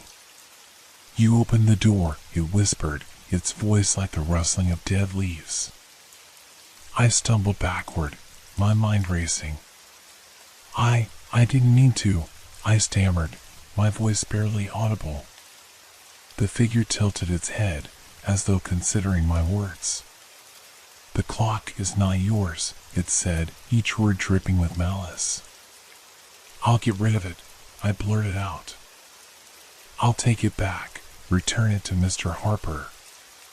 At the mention of his name, the figure recoiled slightly, its form flickering like a dying flame. "Harper," it hissed, the name hanging in the air like a curse. The other figures moved closer, their shapes looming over me. My instinct screamed at me to run, but my legs refused to move. One of the figures reached for the clock, its fingers wrapping around the pendulum. The steady ticking faltered, then stopped altogether. The silence that followed was deafening. And then they spoke in unison. "Time bends for no one. Not even you." The room plunged into darkness, and a chilling wind swept through the house. I felt myself being pulled toward the clock, as though some invisible force was dragging me into its depths. Desperate, I reached out and grabbed the nearest object, a heavy candlestick from the mantel. Without thinking, I swung it at the clock with all my strength. The glass shattered, and the figures let out an unearthly screech. The sound was so piercing that I dropped the candlestick, covering my ears. Light burst from the clock, blinding and searing, and the force pulling me backward ceased. When the light faded, the room was silent once more. The clock lay in pieces on the floor, its intricate carvings reduced to splinters. But the mirror was intact, and in its reflection, I saw only myself. For now, the silence in the house was profound, almost suffocating. I stood amidst the shattered remains of the clock, my breath coming in ragged gasps. The figures were gone, their presence lingering only in the chill that still clung to the air. But the mirror, it unsettled me. Its surface seemed normal, reflecting the dimly lit room and my trembling form. Yet something about it felt wrong, like it was watching me, waiting. I spent the next day trying to clean up the destruction. Sweeping the broken glass and splintered wood was a tedious task, made worse by the gnawing sense of unease that hadn't left me since the previous night. Despite my efforts, the house still felt foreign, as though it no longer belonged to me. Every shadow seemed darker, every creak of the floorboards louder. By evening, I'd made up my mind. I needed answers. Mr. Harper. The walk to his house was unsettling in itself. It was a cloudy evening, and the pale moonlight barely pierced the heavy clouds. The neighborhood, usually lively with sounds of people and cars, was eerily quiet. I reached Mr. Harper's house, a small, aging building with peeling paint and an overgrown lawn. His curtains were drawn, but a faint light glowed from within. I knocked on the door, my hand shaking slightly. A moment passed. Then another. Finally, the door creaked open, revealing Mr. Harper. He looked older than I remembered, his face lined with wrinkles, and his eyes dull, as though they carried the weight of countless secrets. "You," he said, his voice hoarse. "I was wondering when you'd come." I stepped back, startled. "You knew? About the clock?" He didn't answer immediately, instead gesturing for me to enter. Inside, the air was thick with the scent of aged wood and musty books. The room was cluttered with antiques and curiosities, each more peculiar than the last. A cabinet filled with jars containing unrecognizable substances caught my eye, and I quickly looked away. Mr. Harper motioned for me to sit at a worn table, then poured 2 cups of tea from an old kettle. "The clock," I began, unable to keep the tremor from my voice. What is it? Why did you give it to me? He sat across from me, staring into his cup. I didn't give it to you, he said quietly. It chose you. I blinked, unsure if I'd heard him correctly. What do you mean, it chose me? He sighed deeply. That clock, it's older than you think. Older than me. It's been passed down, always finding its way to someone new. It carries a piece of something. Something? I pressed. He met my gaze, and for the first time, I saw genuine fear in his eyes. Something that doesn't belong in this world. He went on to explain that the clock was more than a timepiece. It was a conduit, a link to a realm beyond our understanding. The figures I'd seen were not ghosts or spirits, but entities from that realm, drawn to the clock's power. Why would you keep something like that? I demanded, my voice rising. I didn't have a choice, he said, his tone bitter. None of us do. Once it finds you, it's yours until it decides otherwise. I felt a chill run down my spine. But I destroyed it. It's gone. Mr. Harper's expression darkened. You can break the clock, but you can't break the connection. Not without paying the price. What price? Before he could answer, the lights in the room flickered. A deep, resonant hum filled the air, vibrating through the walls. Mr. Harper's face turned pale. They're here. The hum grew louder, and shadows began to shift unnaturally around the room. The air grew cold, the kind of cold that seeps into your bones. Listen to me, Mr. Harper said urgently, grabbing my arm. You need to leave. Get as far away as you can. But, no time, he snapped. Take this. He pressed a small, ornate key into my hand. Its surface was engraved with strange symbols that seemed to shift when I looked at them. What is this? I asked, panic rising. It's the only way to lock the door for good, he said, his voice barely audible over the hum. But you have to hurry. Once they cross fully into our world. The sentence hung unfinished as the shadows in the room began to take form. I didn't wait to find out what would happen next. Clutching the key tightly, I bolted for the door. Outside, the air was heavy, the night darker than it had any right to be. I ran without looking back, my mind racing. The key in my hand felt warm, almost alive. Its presence was both comforting and terrifying. I didn't know where I was going, but one thing was clear, this wasn't over. The clock may have been broken, but the nightmare had only just begun. I ran through the empty streets, clutching the strange key Mr. Harper had given me. The cold air burned my lungs, but I didn't stop. I couldn't. The hum from his house had followed me, a low vibration that seemed to echo inside my head. I didn't know where to go. My house felt like a trap, a place where the shadows knew me too well. Instead, I kept running until I reached the edge of the neighborhood, where the streets gave way to an old, overgrown park. The park was silent, save for the crunch of leaves beneath my feet. The key seemed to grow warmer in my hand, its symbols shifting faintly in the dim light. I stopped near a rusted bench, struggling to catch my breath. What am I supposed to do with this? I muttered, staring at the key. The symbols on its surface shimmered, almost as if in response. For a brief moment, I thought I saw a faint glow emanate from the key, pointing toward the dense trees ahead. I hesitated. Going deeper into the park felt like walking into a trap, but standing still wasn't an option. The trees loomed around me as I pushed further into the park. The air grew colder, and the shadows seemed to stretch unnaturally, reaching for me. I kept my eyes on the faint glow of the key, its light pulsing like a heartbeat. Then I heard it. A sound that froze me in place, a faint ticking, steady and deliberate. It was coming from somewhere ahead. The trees opened up into a small clearing, and in the center stood an old stone structure.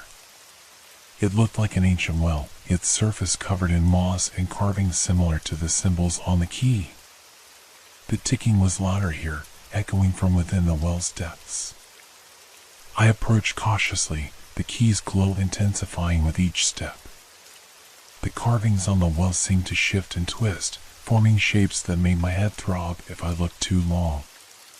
Instinctively, I reached for the edge of the well and peered inside. The darkness was impenetrable, but the ticking was deafening now, resonating in my chest. Then, deep within the shadows, I saw movement. A hand. I stumbled back, nearly dropping the key. The hand was pale and thin, its fingers unnaturally long. It reached toward me, stretching impossibly far. "Lock it," a voice whispered, so faint I wasn't sure if I'd imagined it. The key in my hand burned hot, and I felt an overwhelming urge to place it into a small slot I hadn't noticed before, right at the center of the well's carvings. My hand moved on its own, guided by some force I couldn't resist. The key slid into place, and the symbols on both the key and the well flared with blinding light. The ticking stopped. The hand froze, then recoiled into the darkness. The well's carvings glowed faintly for a moment before dimming, the light fading as if it had never been there. I stood in silence, the air around me suddenly still. Then, from somewhere deep within the well, came a sound I'll never forget, a low, guttural laugh echoing up from the abyss. I turned and ran, leaving the clearing, the park, and whatever I had just locked away behind me. But as I reached the edge of the park, the faint hum returned, so soft it was almost imperceptible. And in my pocket, where the key should have been, I felt nothing but an empty void. I woke up in my bed, drenched in sweat. The first rays of sunlight pierced through the curtains, and for a moment I thought it was all just a bad dream. But the weight in my chest, the hollow emptiness where the key should be, it was real. The house was silent, unnervingly still. I got out of bed, my legs shaky. Every creak of the floorboards seemed to echo through the quiet house. I had to check, had to make sure the clock wasn't still there. I rushed into the living room, and to my relief, the clock was gone. No ticking. No haunting hum. It had vanished, like it had never existed in the first place. But as I stepped closer to the spot where it used to stand, I saw something I didn't expect. A small, delicate object rested on the table, something that hadn't been there before. A tiny, silver key, identical to the one I had left behind in the well. My heart skipped a beat. I picked it up, and a strange, cold sensation washed over me. It felt wrong, like it wasn't supposed to be in my hands. The moment I touched it, I heard a voice, my own voice, whispering in my ear. "You can't escape." The walls of the house seemed to close in around me, the familiar surroundings growing darker, shifting. The sound of the ticking clock returned, distant at first but growing louder with every breath I took. I stumbled back, my hands trembling. I couldn't see the clock, couldn't find it, but I could feel it, a presence, something watching from the shadows. And then I heard it again. The laugh. It came from the mirrors. I looked toward the hallway, where the hallway mirror stood, and saw a figure standing there. It was me, or rather, it looked like me. But its eyes, they were hollow, black voids. It smiled, an unsettling, empty grin, and spoke in a voice that wasn't mine. "You thought you could lock it away, it said, stepping closer, its form distorting, flickering like a malfunctioning image on a screen. But the clock has already begun again. The room spun around me, the floor beneath my feet shifting like quicksand. The figure in the mirror reached out, its hand stretching impossibly long as if to pull me into the glass. In a panic, I turned and ran, fleeing the house, running blindly into the street. The clock's ticking never stopped, echoing in my mind, driving me further into madness. But as I stood there in the cold, my mind a storm of confusion, I felt the weight of the key in my pocket once again. The small, silver key that was never supposed to return. And somewhere deep inside, I knew the clock wasn't finished with me.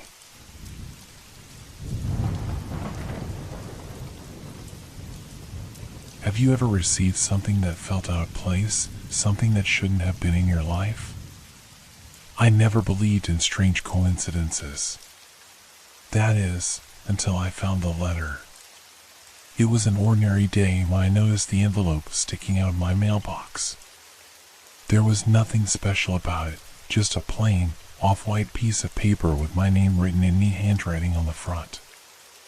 I had no recollection of expecting any mail, especially not one like this. The moment I touched the envelope, a chill ran down my spine.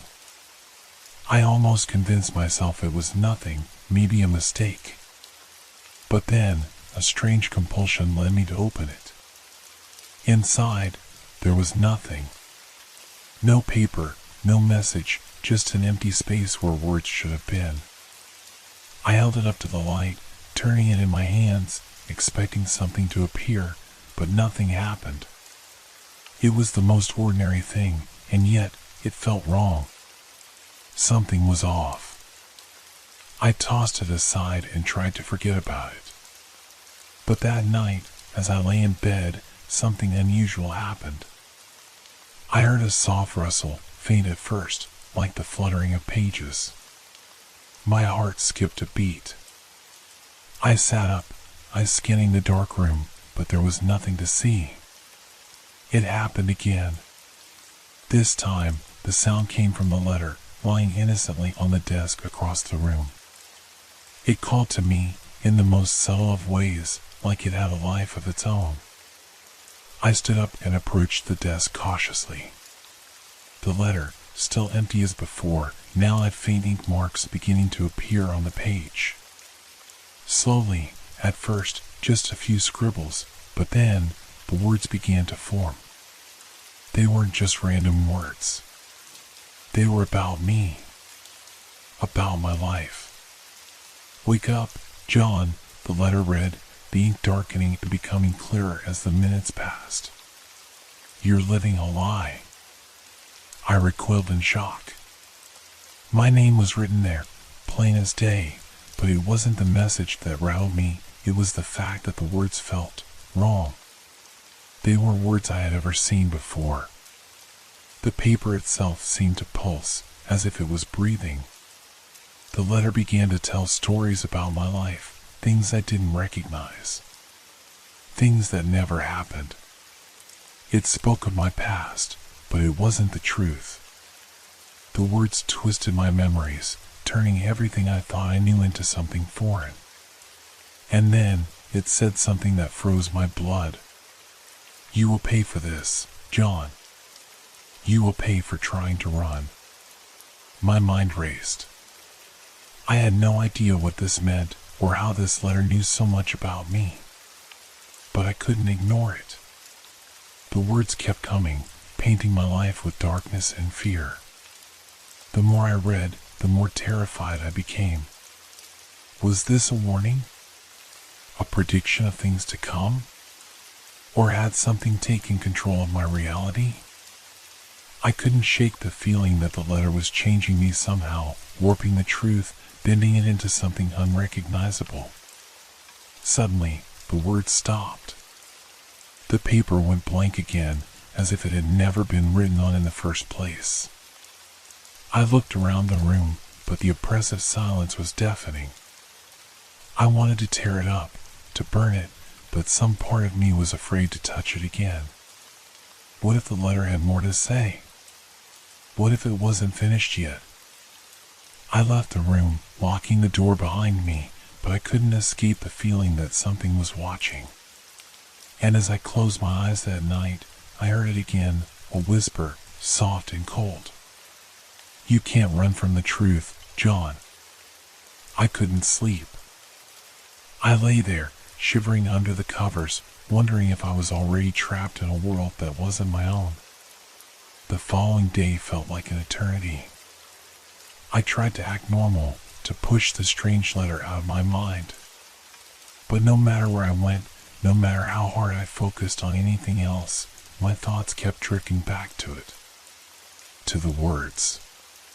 The feeling that something in my life was slowly slipping out of control.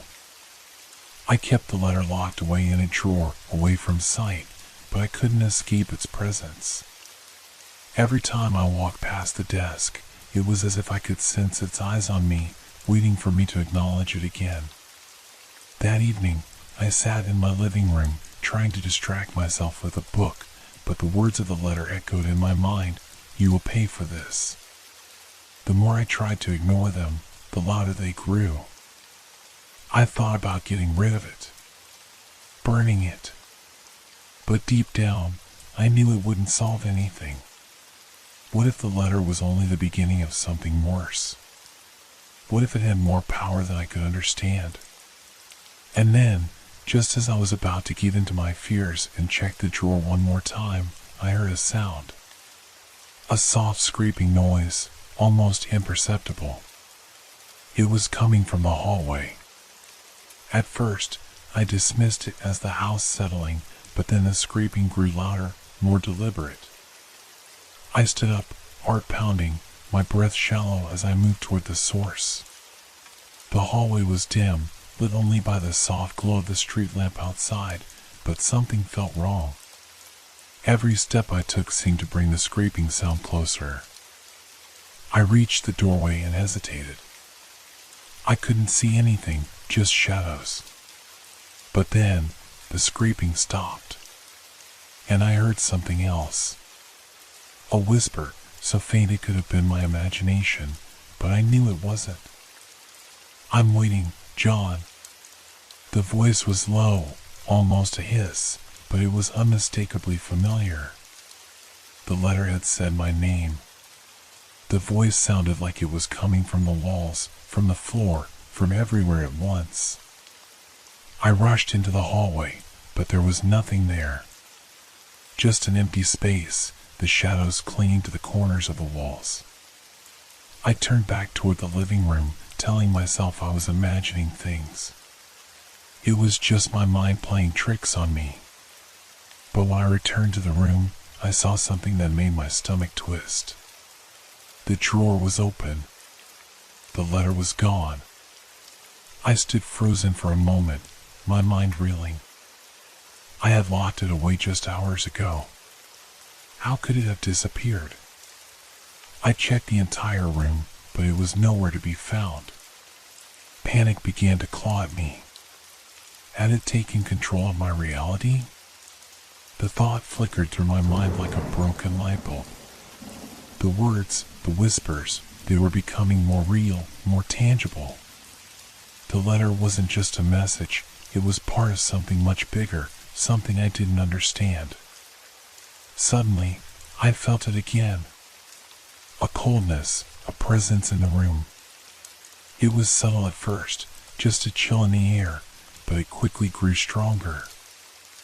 I glanced around, my breath catching in my throat as I saw a figure standing in the corner of the room.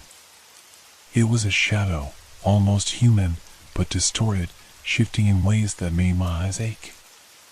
It moved closer to me, and I felt my body freeze. "You think you can escape, John?"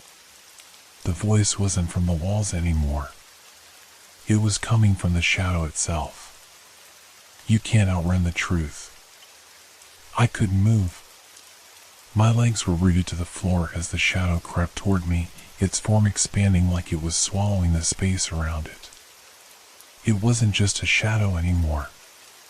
It was becoming something more, something darker. A cold, gnawing fear settled in my chest as I realized the truth. The letter wasn't just watching me. It was controlling everything around me. It had slipped out of the paper and into my life, twisting my world until it was no longer mine. I tried to scream, but no sound came out. The shadow had already reached me, its dark tendrils wrapping around me, pulling me into its depths. In that moment, I understood. I had opened the door. I had read the words. And now, I would pay. The last thing I heard before everything went black was the same whisper, soft and chilling. The truth is already written, John. You just don't know it yet. I woke up with a start, gasping for air, my heart racing in my chest. I was no longer in the living room. The cold, oppressive darkness of the room around me felt wrong, foreign.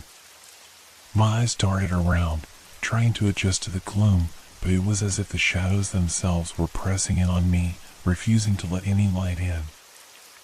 I reached out, feeling the unfamiliar surface beneath me. It was hard and rough, like stone. Slowly, I sat up, trying to get my bearings, but a sense of vertigo washed over me. I wasn't sure where I was. The room felt endless, and the more I tried to focus on the details, the more they seemed to slip away, like water running through my fingers. I stood up shakily, my body trembling. The shadows were still there, swirling in the corners, but now I could hear something else, distant, almost imperceptible at first, but growing louder as I moved. It was a faint ticking sound. The unmistakable sound of a clock ticking steadily like it had always been there. I froze. The clock. It couldn't be. I had thrown it out months ago. I had made sure of it.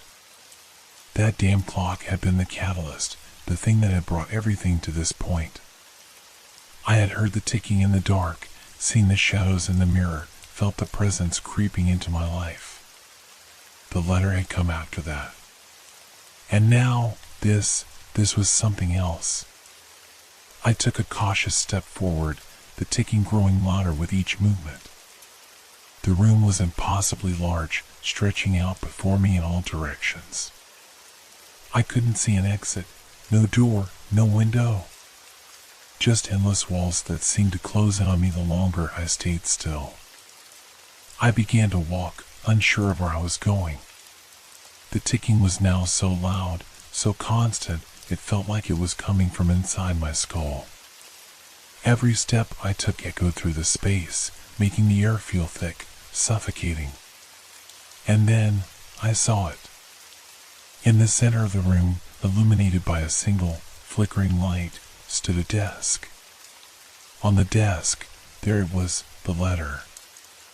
I felt a shiver crawl up my spine as I approached it.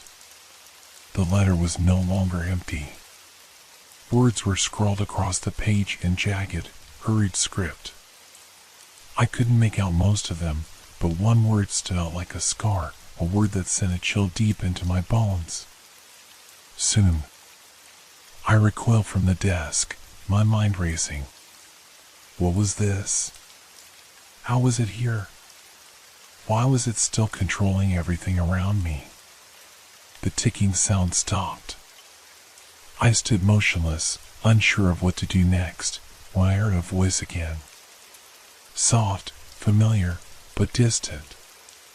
You're too late, John. I turned around in a panic. The room was still empty. There was no one here, yet the voice was clear, as though it was echoing from every corner, every crevice. My body tensed, every nerve firing as I tried to make sense of what was happening. You thought you could control this, the voice continued, now laced with a cruel, mocking tone. You thought you could stop it. But you opened the door, and once you did, there was no turning back. A cold laugh followed the words, and the air grew colder still. The shadows seemed to shift, moving like liquid around me, as if they were alive, following my every move. My pulse quickened as panic set in again. What was I supposed to do? What was this? You'll never escape it, the voice whispered. The letter is yours now. Your fate is already written. The shadows surged forward, enveloping me, their tendrils wrapping around my limbs, pulling me into the darkness. My throat constricted, my breath came in gasps, and I realized, with a horrifying certainty, that I was trapped. There was no way out. No way to fight back. The words from the letter burned into my mind. The truth is already written, John. You just don't know it yet. And now, I understood what it meant. The letter wasn't just a message, it was a binding, a force that had already altered the course of my life. I had already become a part of the story it was telling. My fate was sealed, and no matter how hard I fought, I would never escape it. The last thing I saw before the darkness took me completely was the flicker of light fading, the shadows closing in, and the sound of the clock, ticking, ticking, ticking, until there was nothing left but silence. The silence was deafening. I don't know how long I stood there in the darkness. Time seemed to stretch out, hours maybe, or seconds. I couldn't tell. My body felt heavy, numb, as if it had become one with the dark, like I had dissolved into it. But then something broke the stillness. A faint sound, at first so soft I could barely hear it. The slow creaking of a door. I turned instinctively toward it, my eyes straining in the dark, but all I could see was the outline of a door. A door I hadn't noticed before. It wasn't there just moments ago, was it? I stepped toward it, my legs moving almost on their own. The air around me felt thick, like I was wading through something dense and heavy. Each step felt like a battle, my body resisting, my mind screaming at me to turn back, but I couldn't. The door loomed before me, an ancient wooden door that looked as though it had been there for centuries. The creak of the hinges was louder now, a warning, but I pushed it open. Beyond the door was a room that should have been familiar, my apartment, the one I lived in before all of this began. The living room, the same furniture, the same dim light filtering through the curtains. But something was off. The air was wrong. It felt colder, heavier, and the shadows seemed to stretch longer, creeping toward me like dark fingers reaching out from the corners. The ticking sound from the clock, the same one that had haunted me, was louder here, almost deafening. I stepped inside, my breath shallow, my heartbeat pounding in my chest. The room felt as though it was watching me. I could almost feel eyes on me, hidden in the dark, lurking in the corners, waiting. The letter was on the table, just as it had been before, but now the words were different. They had changed again, new lines of text appearing as if they were being written right before my eyes. You never truly left, John. You only thought you did. I recoiled from the table, the words burning into me like a brand. The letter had followed me here. No matter where I went, it was always there, always waiting, controlling. The door slammed shut behind me with a force that made me jump. The room was now completely silent again, save for the ticking, the unrelenting ticking of the clock. I tried to make sense of it. What was this? Was I still dreaming? Trapped in some nightmare from which I couldn't wake up? I glanced around, desperately searching for some sign of escape, but there was nothing. The walls of my apartment seemed to close in, bending and distorting, warping in ways that made my stomach churn. I couldn't breathe, the air suffocating me, pressing down on my chest. I approached the window, hoping to find a way out, but the moment I looked outside, I felt my world shift again. It wasn't the street outside. It wasn't the city. It was something else. A vast, endless black void stretched before me, broken only by faint flickers of light that blinked in and out like distant stars. I tried to scream, but no sound escaped my lips. In that moment, I realized something even more horrifying than the shadows, than the letter. The world I had known, the life I had lived, wasn't real anymore. It had all been rewritten. The boundaries between reality and whatever this was had been erased. The room, the letter, the clock, it was all part of the same twisted game. I turned back toward the table, my hand shaking as I picked up the letter again. I knew what it would say before I even read it. "It's not over, John." Not yet. The words on the page burned into me, and I dropped the letter as if it had turned to fire in my hands. The room began to shift around me once more, and this time I didn't fight it. The walls contorted, the shadows loomed, and the darkness crept in, swallowing everything whole. I knew then that I was no longer in control of anything. The letter had won. And as the darkness closed in, I heard a final, familiar whisper in my ear, "You're not the first, John. And you won't be the last." And then, all that was left was silence. When I opened my eyes, I was back in my apartment, but it didn't feel like home anymore. It was as though the place had been hollowed out, stripped of life. The walls, once familiar, now pressed in on me with an oppressive weight. Every corner was dark, even though the lights were on. I stumbled to my feet, my body aching as if I had been lying there for days, weeks even. My head was spinning, the room tilting and swaying like a boat in a storm. The clock ticked, its sound sharp and relentless. It seemed louder than before, louder than the pulse in my head. I glanced at the table, and there it was again, the letter. It hadn't moved, but it was different somehow, as if it had been waiting for me. Waiting for this moment. I reached out slowly, hesitating, as if touching it would shatter something fragile inside me. But the urge to understand, to know what was happening, overpowered my fear. I picked it up, my hands trembling.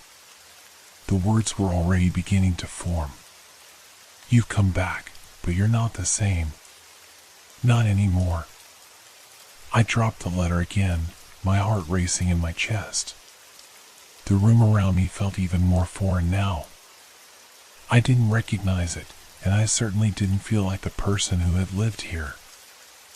I had always been a creature of habit. I knew where everything was, how everything worked, but now it felt like I was a stranger walking through a place that didn't belong to me. Every object, every piece of furniture, every shadow felt alien. I could hear breathing. At first, I thought it was my own, but it wasn't. It was heavier, slower, as if someone else were in the room with me. I turned around, panic creeping up my spine. There was no one there. No one, but something was there. A presence. I stepped backward, the feeling of being watched intensifying. The walls seemed to pulse, as though they were alive, breathing with me. Then I saw it, just for a moment, an outline in the darkness, moving at the edge of my vision, like a figure that didn't belong. I blinked, and it was gone. But I knew it was still there, somewhere, waiting. I had to leave. I had to get out of here, but something stopped me. Something inside me. I could feel it, a force that clung to my soul, whispering that I couldn't leave, that this place was mine. I stumbled to the door, my hand shaking as I reached for the handle. But before I could open it, the room began to distort again. The walls twisted, the ceiling bent, and I felt myself falling, though I didn't move. The space around me seemed to stretch and contract like the very fabric of reality was tearing apart. And then, the clock. The ticking stopped. Everything froze. I looked at the clock. It had stopped at midnight. But something was wrong. I could hear something now. No, someone moving in the room. Slowly, deliberately, like they had all the time in the world. I turned, and there it was.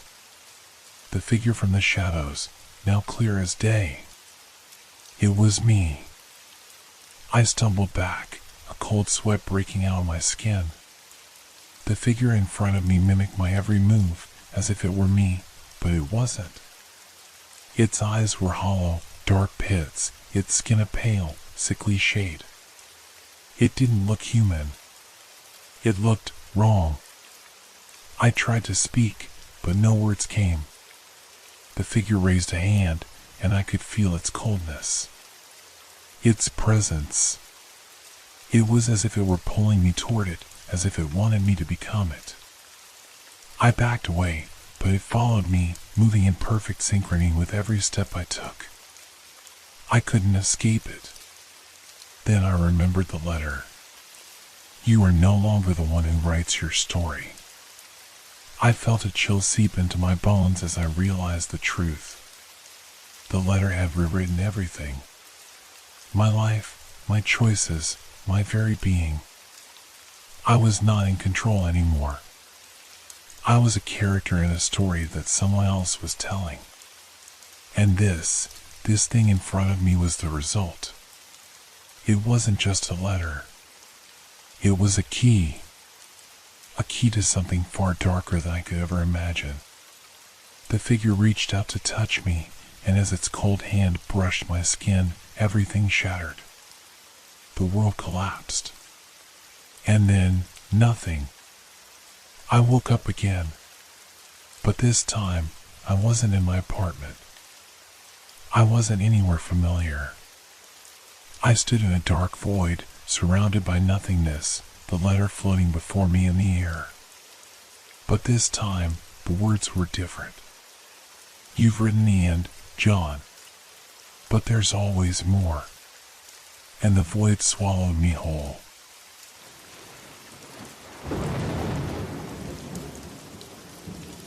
It was early morning when I first saw them. The fresh, untouched snow outside my front door was marked by a set of footprints, clear, deliberate, and leading straight to my house. I stared at them, feeling a shiver run down my spine. There were no signs of anyone leaving, no return path, just a lone set of tracks cutting across the pristine white, as though whoever had made them had vanished into thin air. I knew I had locked all the doors the night before. I always do. And the windows, too. The house had been secure when I went to bed, just like any other night. So how had someone gotten this close without me hearing anything? My heart raced, and my mind raced faster, trying to find any reasonable explanation. Perhaps I had missed something. Maybe I had left a window slightly ajar or forgotten to lock the back door. But when I checked every lock and every window, they were as they should be, secure. Yet, the footprints remained, leading right to my doorstep. I didn't know what to do. Part of me wanted to just ignore it, tell myself it was nothing. But the feeling that something was wrong lingered, gnawing at me. I walked cautiously over to the door, pressing my ear against it, listening for anything unusual. But there was nothing, no sounds, no movement, just the stillness of the cold morning. I opened the door slowly, my breath visible in the frigid air. The snow crunched underfoot as I stepped outside, my gaze locked on the tracks. They led up the front steps and stopped at the door, but there was no sign of whoever had made them. No lingering scent in the air, no breath, nothing that could explain their origin. I glanced around the yard, my senses on high alert. The trees were still, their branches weighed down by snow. The mailbox stood motionless at the end of the driveway, and the street was quiet, no cars, no people. It was as though the world had frozen in place. But those footprints, they were real. I knelt down to examine them more closely. They were deep, as though someone heavy had walked through the snow. I could even make out the shape of the soles of boots, but something was odd about them. The prints were too perfect, too symmetrical, like they had been made by something other than a human. I stood up and looked around, my eyes scanning the surrounding area, half expecting someone to step out from behind a tree or a bush, laughing at me for being so paranoid. But no one appeared. The silence was deafening. I stepped back into the house, closing the door behind me. The weight of the situation pressed down on me as I tried to shake off the feeling that I was being watched. As I turned away from the door, I heard it, the sound of a faint, creaking noise coming from upstairs. My heart stopped. It was a sound I hadn't heard before, not even in the dead of night. I stood frozen, listening. It came again, louder this time, as though something, or someone, was moving above me. I took a deep breath, trying to steady myself. Maybe it was just the house settling, I told myself. But then I heard it again, a slow, deliberate creak, like someone walking across the floorboards. I didn't want to go upstairs. I didn't want to face whatever was making that sound. But something in me forced me to take the first step, then another. With every step, my anxiety grew. The house was too quiet, too still. It didn't feel like my home anymore. I reached the base of the stairs, my gaze drawn to the dark hallway above. The creaking had stopped, but the tension in the air was thick. My hand gripped the railing, and I slowly ascended the stairs, the sound of my footsteps echoing in the silence. When I reached the top, I turned the corner into the hallway. It was empty. The rooms were closed off, and nothing seemed out of place. But the feeling of unease grew stronger. My mind raced, wondering if the footprints had been some kind of cruel prank or a warning. But who would do something like this? Who could sneak into my house without leaving a trace? I moved towards the guest room at the end of the hall, the one that had always felt a little too cold, a little too empty. When I opened the door, I froze. There, in the middle of the room, were more footprints, perfectly clear, perfectly straight, as though someone had just walked in and stood there, watching. But there was no one there. Just the footprints, leading to the center of the room and stopping. And in the silence, I felt the unmistakable pressure of someone watching me from the shadows. I turned quickly and ran out of the room, my breath coming in short, sharp gasps. The house felt colder now, the air heavier. I needed to get out. I needed to leave, but the door downstairs was locked. I heard it again, the creak of footsteps, but this time they were closer. I wasn't alone. And as I turned to face the hallway once more, I saw something that froze me in my tracks. A figure, dark and indistinct, standing in the doorway of the room at the end of the hall. It didn't move. It didn't speak. But I knew, in that moment, that whatever had left the footprints was here. And it wasn't leaving. The figure at the end of the hall didn't move. It stood there, just inside the doorframe, watching me with an intensity that sent a cold chill through my spine. Its form was indistinct, like a shadow stretching in the dim light. I could see no details, just the outline of something wrong. I froze, my heart pounding in my chest. It felt like the air had thickened, like I couldn't breathe or move. My mind screamed at me to run, to get away, but my legs felt heavy, as if they were trapped in quicksand. Every instinct told me I was in danger. The figure, whatever it was not supposed to be there. It shouldn't have been in my house. I tried to focus, to gather my thoughts. Maybe it was a trick of the light. Maybe my mind was playing tricks on me. But the more I looked, the more real it seemed. The figure didn't waver, didn't blink. It just watched.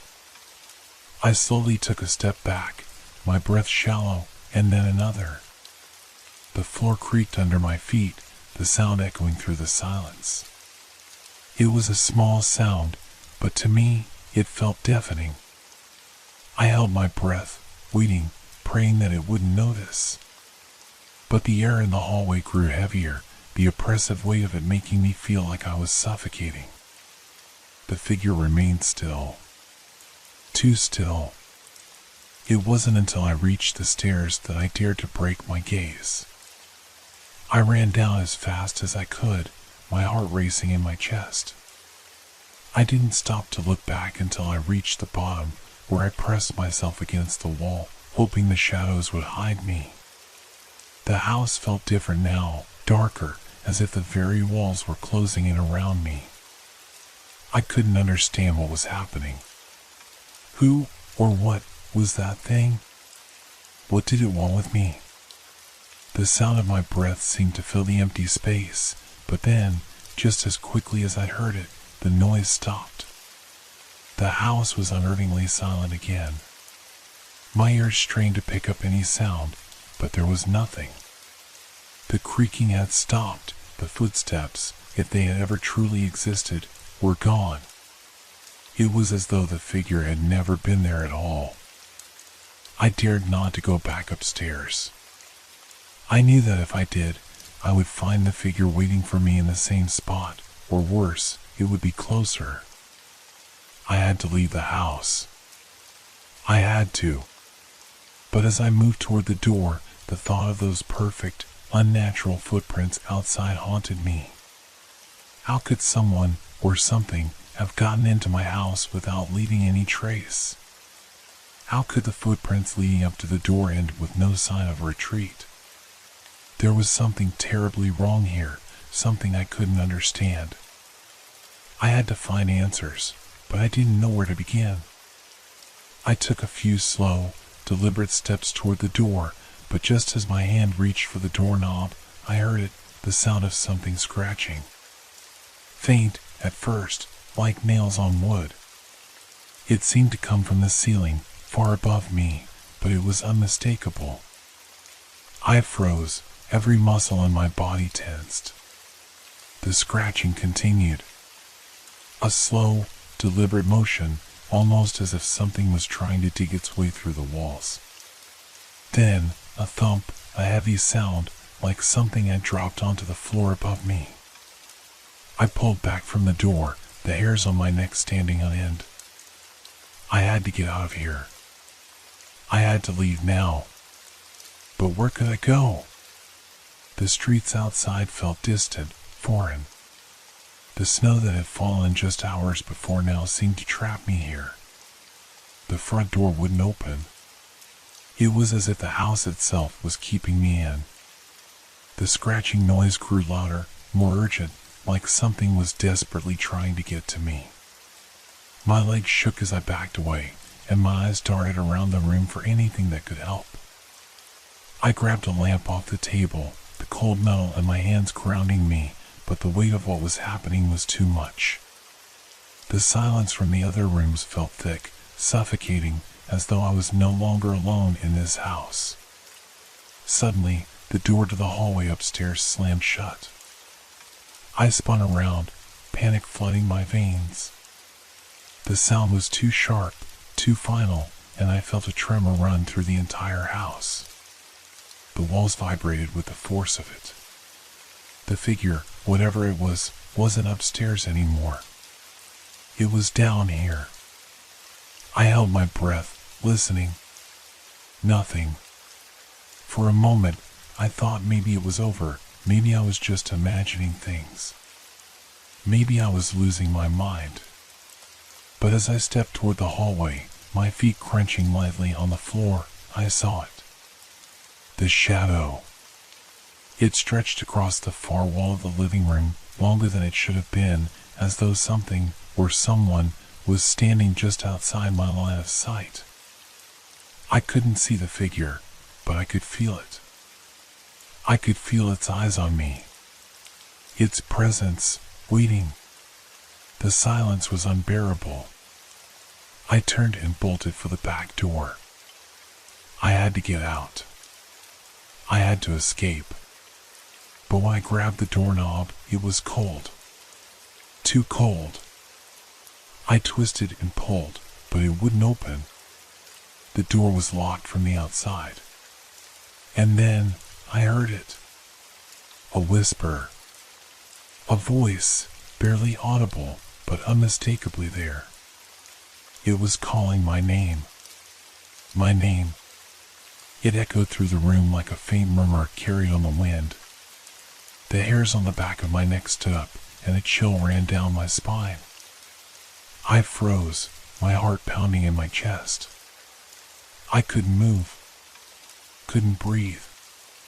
The air around me felt thick, suffocating, as if the house itself was holding me in place. The whisper came again, this time clearer, like someone standing right behind me, their breath hot against my ear. Come, find me.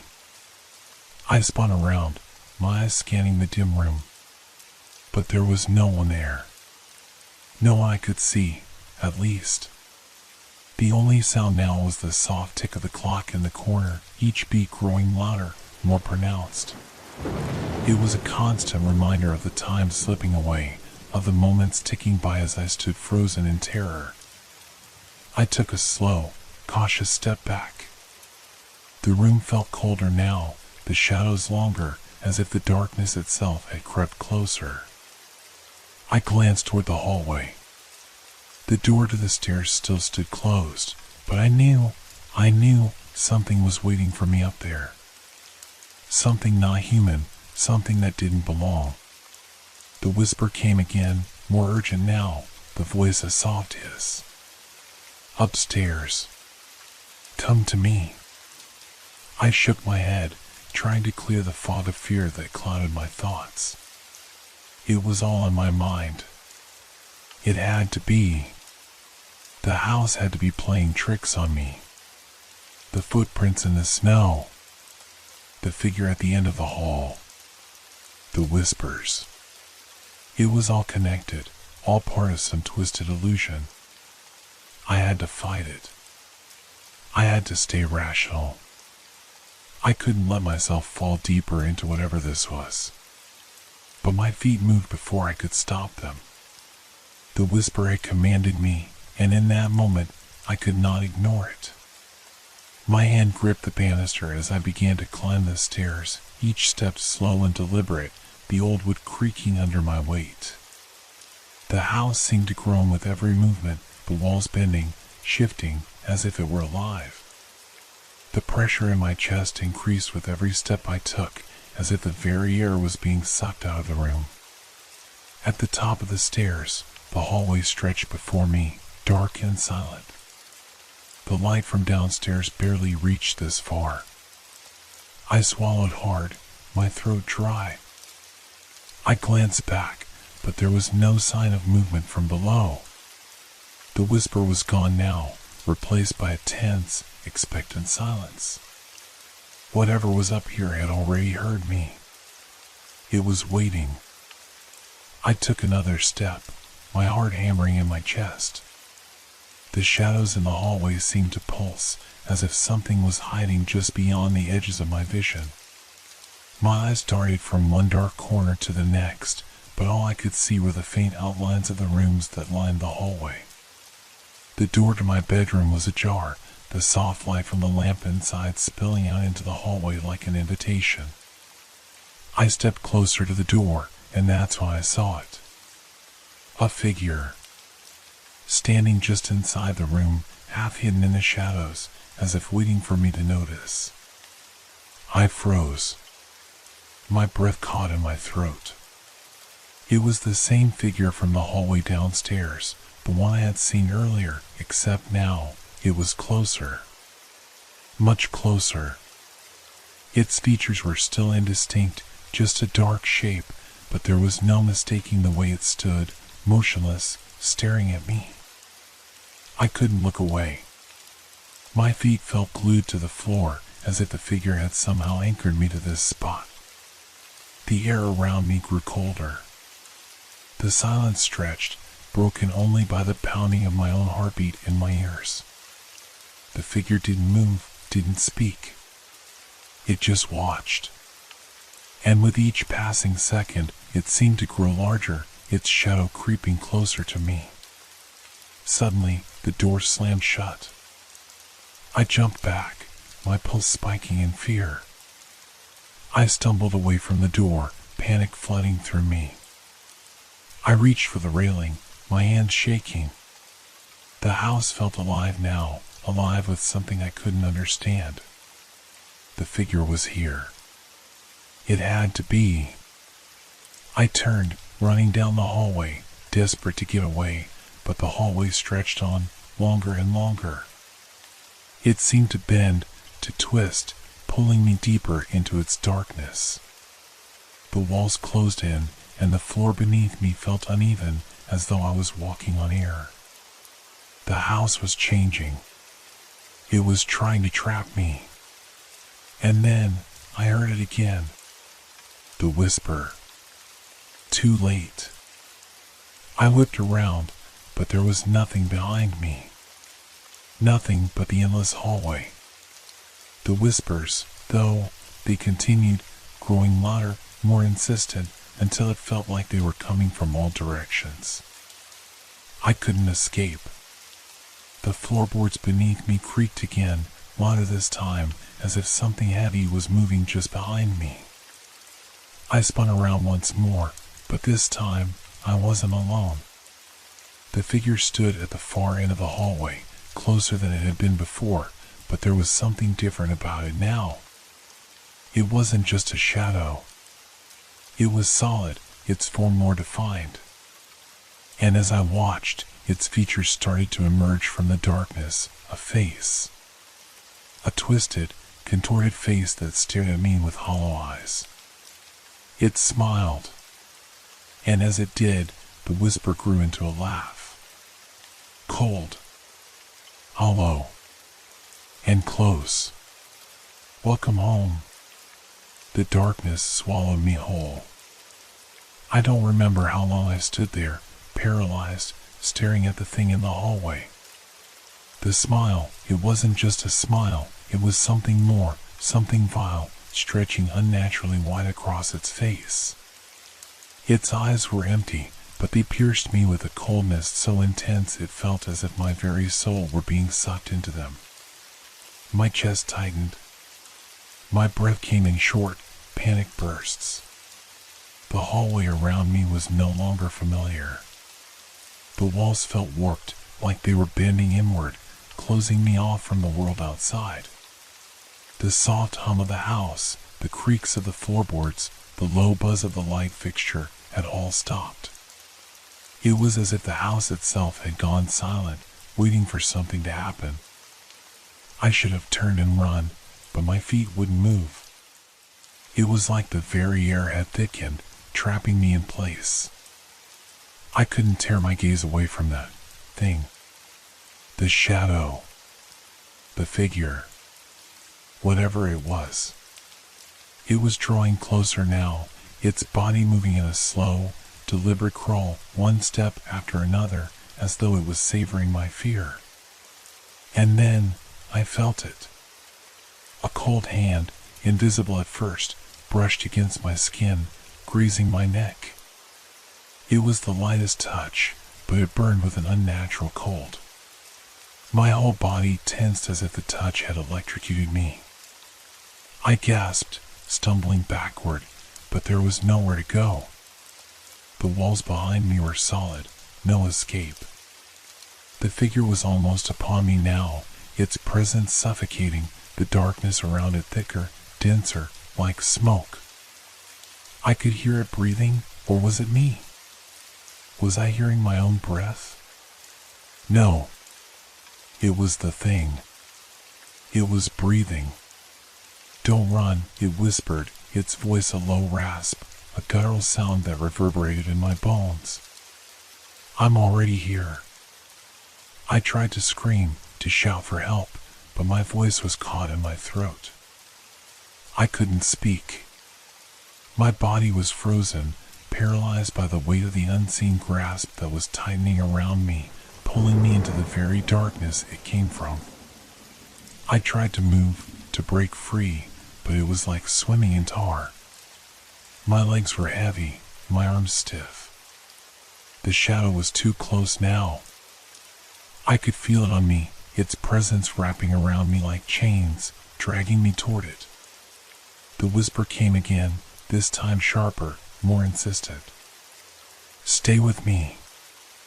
I closed my eyes, squeezing them shut as tightly as I could. I couldn't bear to look at it any longer. But as I did, the pressure grew. The air was thick with something evil, something ancient. I could feel it pressing down on me, suffocating me. In the pitch blackness behind my eyelids, a flash of light. Then another. A memory, perhaps? I couldn't tell. But I saw a figure. The same one, but not quite the same. It was younger, its features softer, its face not yet twisted. It was standing in front of me, holding something. A letter. My heart skipped a beat. The letter, the one that had arrived in my mailbox, the one with no return address. Was this it? Was this somehow tied to this figure, this presence in the hallway? I opened my eyes, but the figure was gone. The hallway was empty. The air felt heavy with silence, but not the kind of silence I'd known. It was hollow, filled with something unseen. Something that I couldn't touch, but could feel clawing at the edges of my mind. I backed away slowly, every instinct in my body screaming at me to leave, to get away from this place. But I couldn't. Something was keeping me here. The floor beneath me shifted, as though the house were breathing, shifting with a life of its own. I stumbled forward, my body swaying from side to side, dizzy with fear and the overwhelming sense that I was not alone. Not really. There was something else here. Something watching me. Then I heard it again, the sound that I had been dreading. The soft tap tap tap of footsteps, faint at first, but growing louder with each passing second. Coming from behind me. I whipped around, but the hallway was empty once more. No figure. No shadow. Just the oppressive silence. But I felt it, the cold, clammy breath on the back of my neck. The unmistakable presence of something far too close. My heart pounded in my chest, but I couldn't move. I couldn't escape it. It was like the house itself was alive, its walls closing in, its floors shifting underfoot. The tapping grew louder, echoing down the corridor, moving closer. I took a step back. And then another. And another. Until I was running. The house seemed to stretch endlessly, the hallway twisting and contorting, pulling me deeper into its maze. The tapping of the footsteps followed, relentless. Always just behind me. I turned the corner, desperate for any way out, and saw the stairs ahead. My only chance. The stairs led to the front door, freedom. But when I reached them, the air shifted again. The temperature dropped. And the house groaned. I looked down at my feet, my blood running cold as I saw the new set of footprints in the dust. Not mine. Someone else's. Slowly, I raised my gaze, and there, standing at the foot of the stairs, was the figure once more. It didn't smile this time. It didn't need to. It simply raised its hand, pointing toward me, as if saying, "You're mine now." And then, the house went dark. I don't remember what happened next. Only that I couldn't escape. I woke up, but it didn't feel like waking. It was like being dragged from a deep, cold sleep where the weight of everything had settled on my chest, too heavy to lift. I opened my eyes, but everything was dark. Not the soft, quiet dark of night, but something deeper, something thick and suffocating. My body felt numb. I couldn't move at first. The air around me was stale, and the only sound I could hear was my own shallow breathing. I tried to speak, but my voice was gone. My mouth felt dry, like I hadn't spoken in years. I tried to lift my hands, to push myself up, but the heaviness was unbearable. Something was pinning me down, keeping me trapped in place. Panic clawed at me, tightening around my chest, but no matter how hard I struggled, my body refused to obey. Then I heard it. The tapping.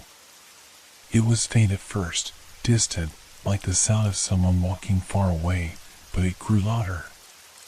Closer. It was the same rhythmic tapping I had heard before. The same cold, methodical sound that had followed me throughout the house. I strained my neck, trying to see through the suffocating darkness, but it was like I was trapped in a void. There was no light. No shape. Just the endless blackness pressing in from all sides.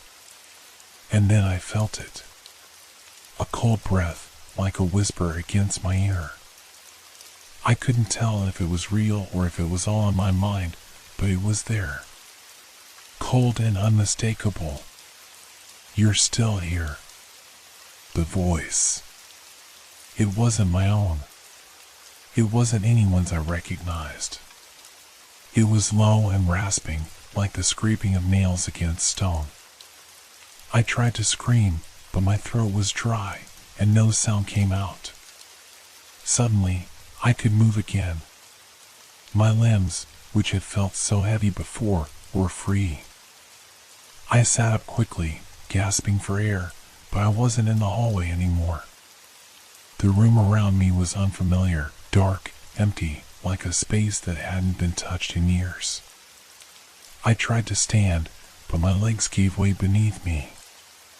I collapsed to the floor, my hands scrambling to find purchase on the cold surface beneath me.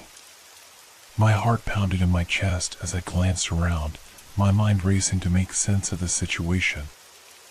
I wasn't in my house. Where was I? The tapping continued, closer now, the sound echoing in the empty room. It was louder. Clearer. It was unmistakable. Whoever, or whatever it was coming for me. I forced myself to my feet, stumbling across the cold floor. The darkness was everywhere. It pressed in from all sides. I had to get out. I had to escape. But as I moved, something shifted. I felt the floor beneath me tremble, as though the house itself was alive, watching me. The temperature dropped again, and I could see my breath in the air. It was freezing now. I stumbled forward, my mind a blur of fear and confusion. The tapping was so loud now that it reverberated through my bones, like it was coming from inside me. And then I saw it. A shadow, deep and vast, stretching across the wall in front of me. It was moving, shifting, like it was alive. It was coming closer. I froze. My heart stopped beating. The air around me thickened. I couldn't breathe. The shadow was all I could see, its shape growing and shifting as it loomed over me. It was him. The figure. The one from the hallway. The one I had thought was gone. But it wasn't gone. It had always been here, in the shadows, waiting, watching. I reached out, my hands trembling, desperate to touch something solid, to hold on to reality, but there was nothing. The shadow swallowed me whole. and I felt my mind shatter. The tapping stopped. The breath on my neck ceased. There was only silence now. Absolute, crushing silence. I don't know how long I stayed there, in that place, in that dark, empty void. Time felt like it had no meaning. Like it had been erased, consumed by the shadows. But then, the letter appeared. It appeared before me, floating in the air, just like it had on the night it first arrived. But this time, it wasn't blank. It was filled with words. My words. You cannot escape. And then the last thing I heard before everything went black was the whisper. You will never leave. And I realized, too late, that there was no way out. No escape from the darkness that had claimed me. The last thing I saw was the shadow reaching out for me. And then, silence.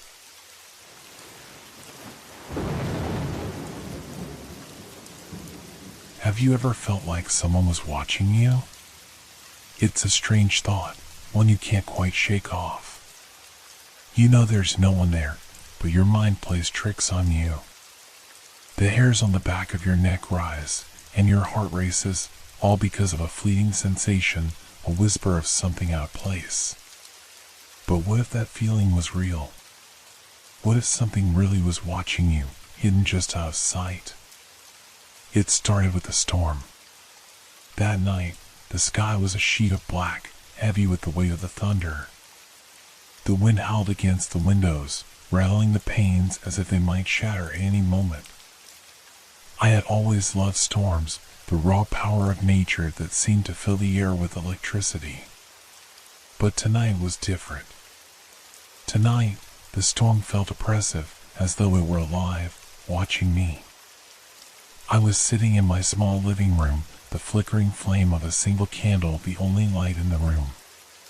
The power had gone hours ago, and the candles were my only source of warmth. Outside, the storm raged on, and inside, I could feel the tension, the silence pressing down on me like a heavy blanket. I had been reading for hours, the book in my hands barely holding my attention as my mind wandered. Every now and then, I'd glance up, half expecting to see a shadow flit past the window or hear a creak from the other room. But it was always quiet, too quiet. That was when I first noticed it. At first, it was barely noticeable, a shape in the corner of the room, just beyond the reach of the candlelight. It was barely a figure at all, just a dark outline against the dimness of the wall. But it was there, sitting so still, unmoving. I froze, my heart skipping a beat. I didn't want to believe it. My rational mind told me it was nothing more than a trick of the light, a shadow cast by the shifting flames of the candle. But something deep inside me knew that wasn't the case. The air in the room grew colder, and I felt a pressure on my chest, as if the very space around me was tightening. I blinked, and the figure was still there, perfectly still, as though it had been there all along. I leaned forward, trying to make sense of what I was seeing. My eyes were playing tricks on me, surely.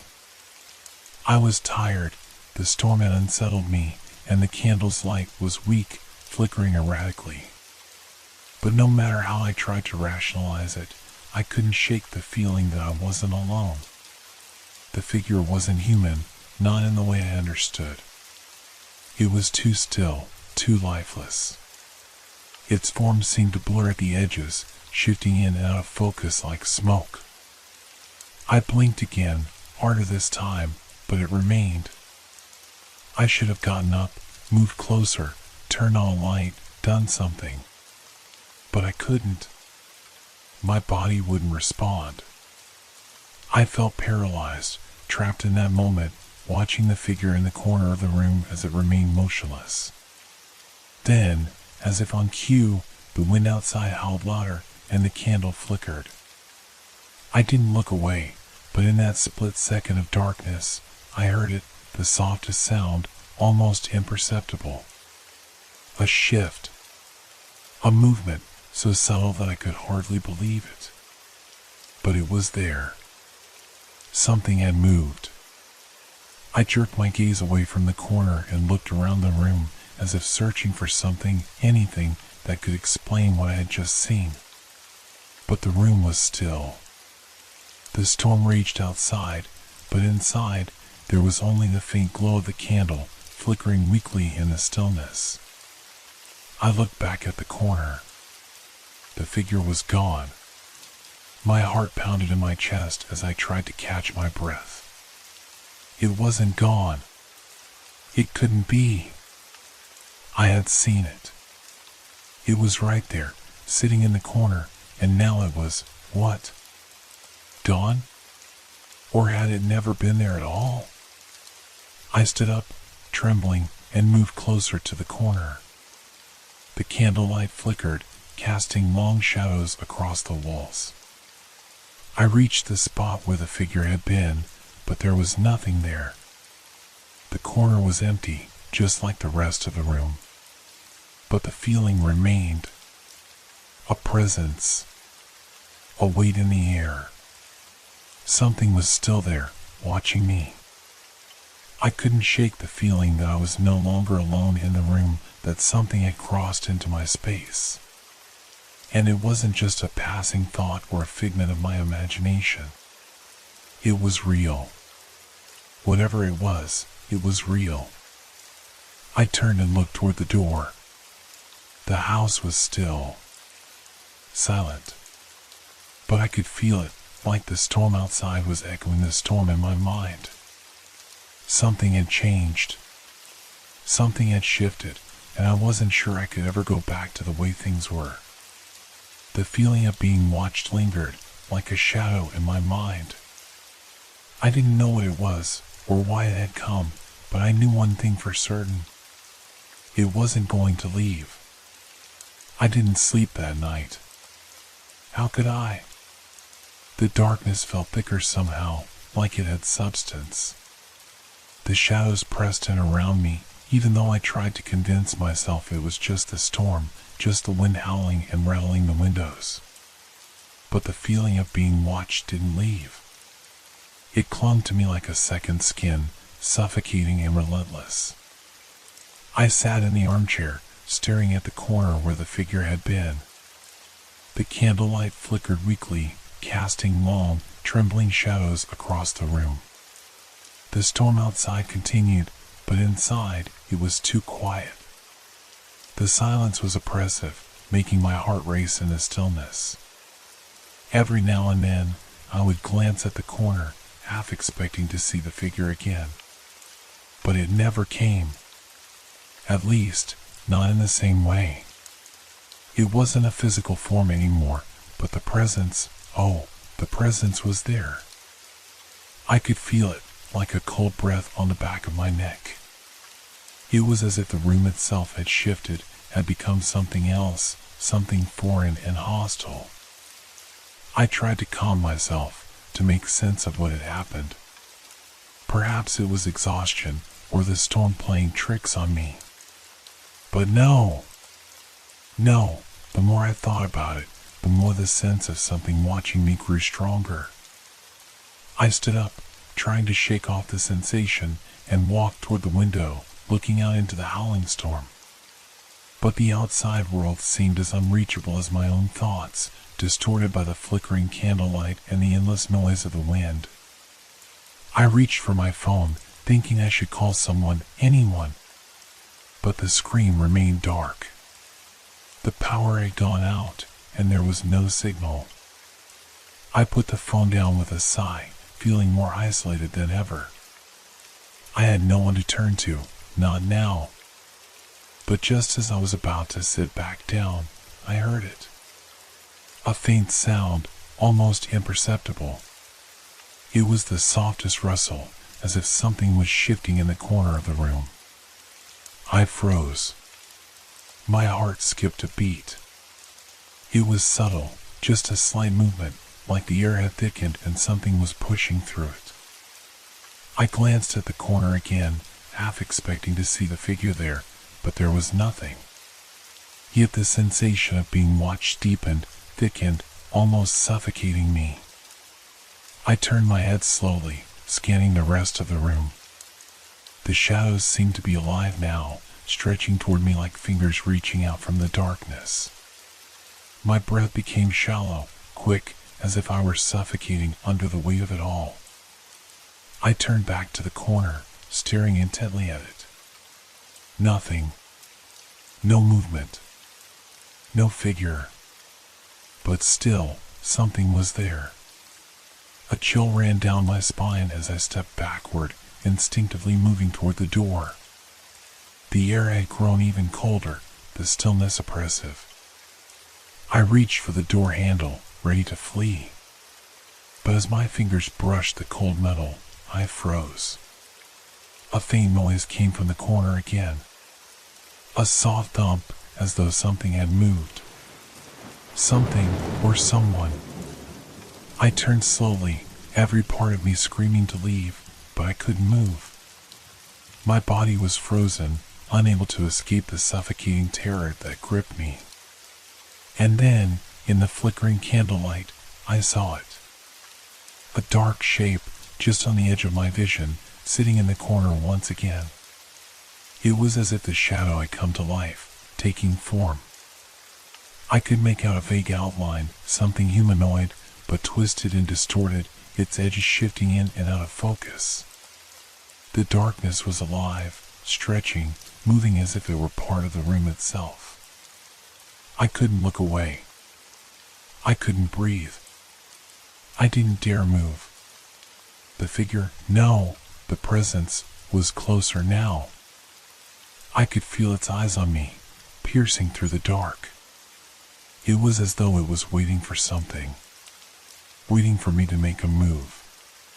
The air thickened, the temperature dropping even more. My breath came in shallow gasps as I stood there, rooted to the spot. The figure seemed to shift ever so slightly, like it was shifting its weight, or perhaps moving closer. I tried to scream, but my voice caught in my throat. My feet felt like they were nailed to the floor, and I couldn't tear my eyes away from the corner. I felt trapped. There was nowhere to run, no escape. And then, without warning, the candle flickered one last time. The room was plunged into darkness. For a moment, I couldn't see a thing. The storm outside seemed to have grown louder, the wind pounding against the windows like a violent beast. But the deafening silence of the room remained, as if the darkness itself was alive, pressing in around me. I could hear my heartbeat pounding in my chest, my breathing erratic. But in the darkness, something was wrong. Something was different. I could feel it now. Something was in front of me, standing so close that I could almost feel its breath on my face. I didn't want to open my eyes. I didn't want to see it. But I had no choice. I had to know what it was. I opened my eyes, but the room was empty.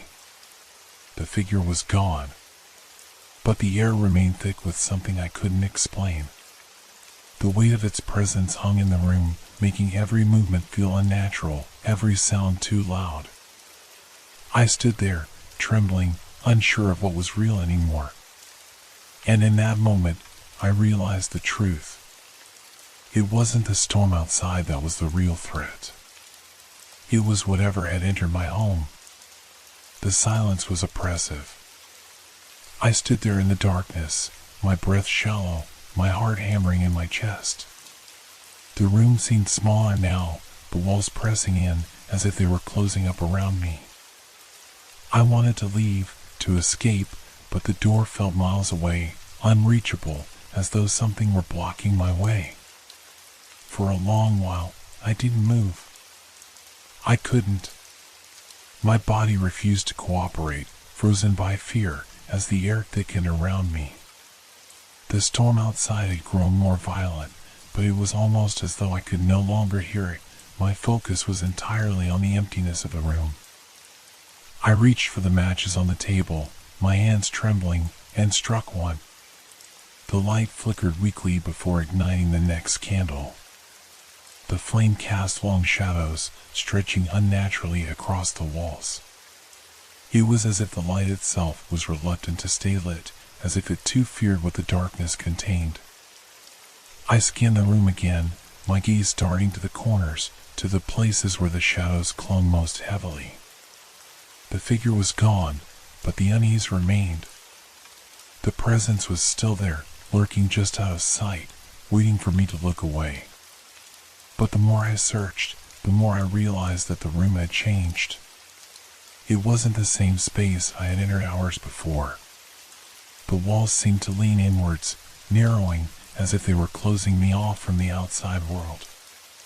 The air felt denser, thicker, almost as though it had weight.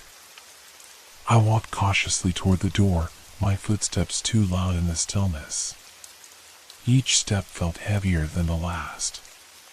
The darkness behind me seemed to follow me, drawing closer with every movement I made. I reached the door and paused, my hand on the knob. I couldn't remember when the storm had gotten so quiet. There was a strange stillness now, an unnatural calm. I hesitated for a moment, considering what I should do. Should I leave? Should I run? But then the realization hit me. The figure in the corner. It hadn't been a trick of the light. No, there was something more to it. I could feel it, whatever it was still there, still in the room with me, just waiting for the right moment to show itself again.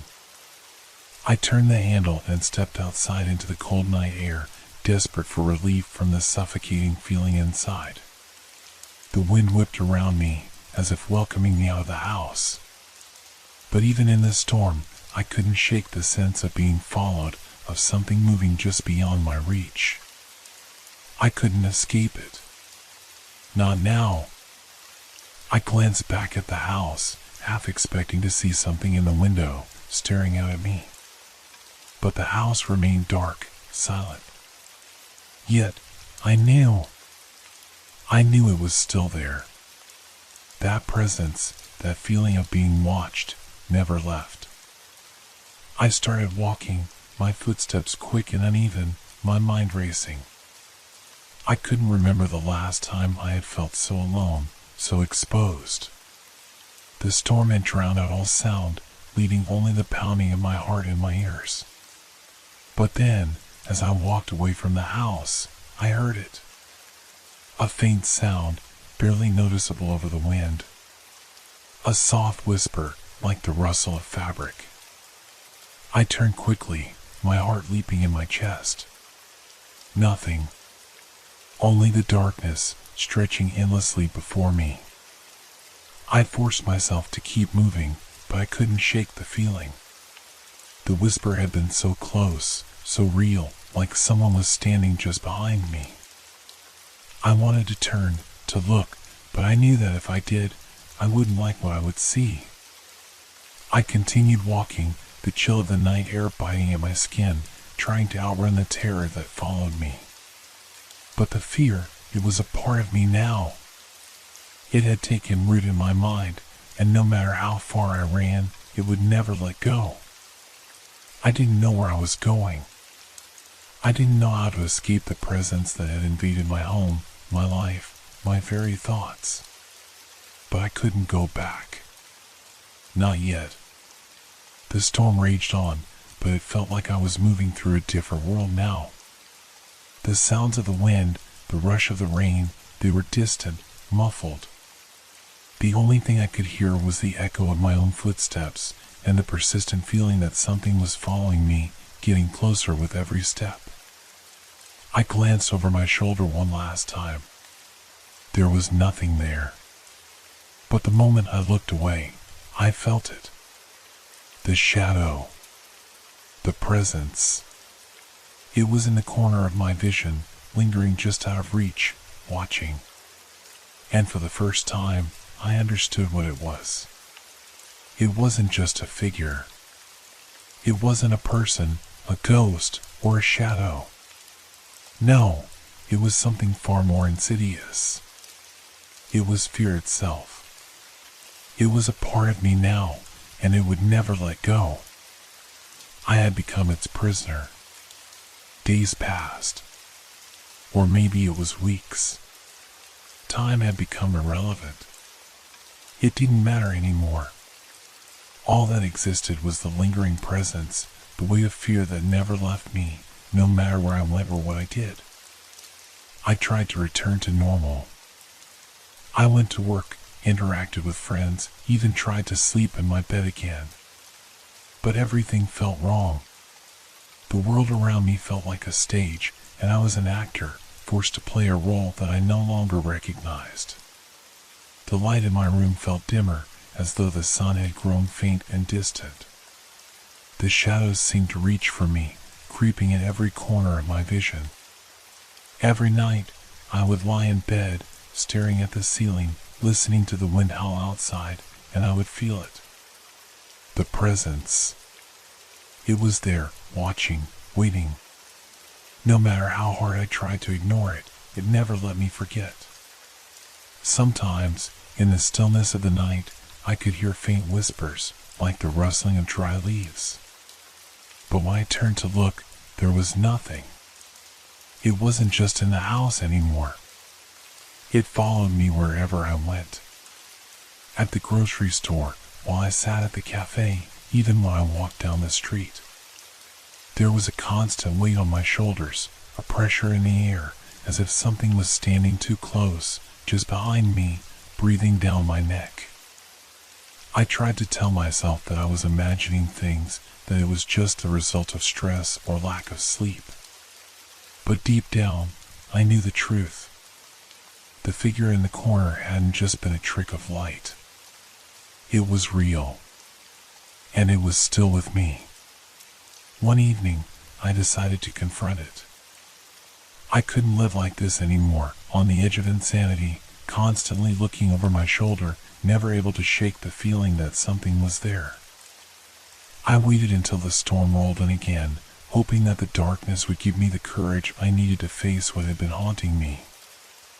I lit a candle, just one this time, and placed it in the center of the room, like a beacon. I wanted to see it, to know what it was, once and for all. My hands were shaking as I sat in the armchair, the light flickering weakly in the dim room. The storm raged outside, its thunder drying out everything but the pulse of my own fear. Minutes passed. Then hours. The wind howled louder, the rain slashing against the windows with increasing intensity. But the presence remained. I felt it. It was growing stronger, the air thickening with an undeniable tension. The candle flickered once more, casting long, distorted shadows against the walls. It felt like the room itself was holding its breath. I stood up slowly, heart pounding in my chest. My legs felt unsteady as I moved toward the corner where I had first seen the figure. The shadows twisted unnaturally, stretching, shifting as I approached. And then, there it was. Not in the corner anymore, but in the middle of the room, standing right in front of me. It was more than a figure now. It was a shape, a presence, a force that loomed larger than life itself. The darkness took form. It was tall, looming, its outline barely visible in the dim candlelight. I could see no details, no face, no body. Just a formless shadow that seemed to suck the light from the room. I tried to move, but my body froze. I couldn't look away. The fear held me in place, gripping me tighter than any physical force could. It took a step toward me. Or maybe it was already right in front of me, and I just hadn't noticed until now. A whisper. A voice. Not words, but feelings, emotions that surged through me like a tidal wave. Fear. Despair. Hopelessness. It was all-consuming, suffocating. The presence was feeding on my fear, and I could feel it. I could feel it invading my mind, drowning me in its darkness. Then, something shifted. A sudden clarity. In the midst of the terror, I realized something. This wasn't just a force from outside.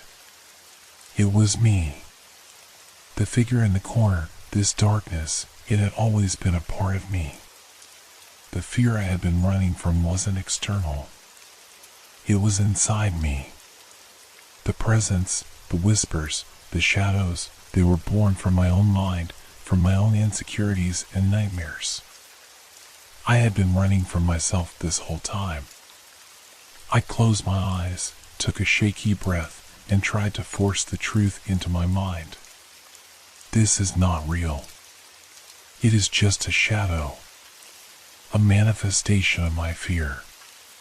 But the voice whispered again, louder this time, closer. It was real. It had always been real. I opened my eyes. The figure was gone. The room was empty again, save for the flickering candle. But the silence felt different now. Heavier. The weight was still there, pressing down on me. I stood in the middle of the room, trembling. I had thought I was ready to face it, but now I realized that I wasn't. The shadow wasn't something that could be fought or outrun. It was part of me, always had been, and always would be. As I turned away from the empty corner, I felt the familiar presence return. It was not a thing that could be defeated. It was the darkness in my mind, the fear in my heart, and it would never leave. I could only keep running from it until one day it would catch me.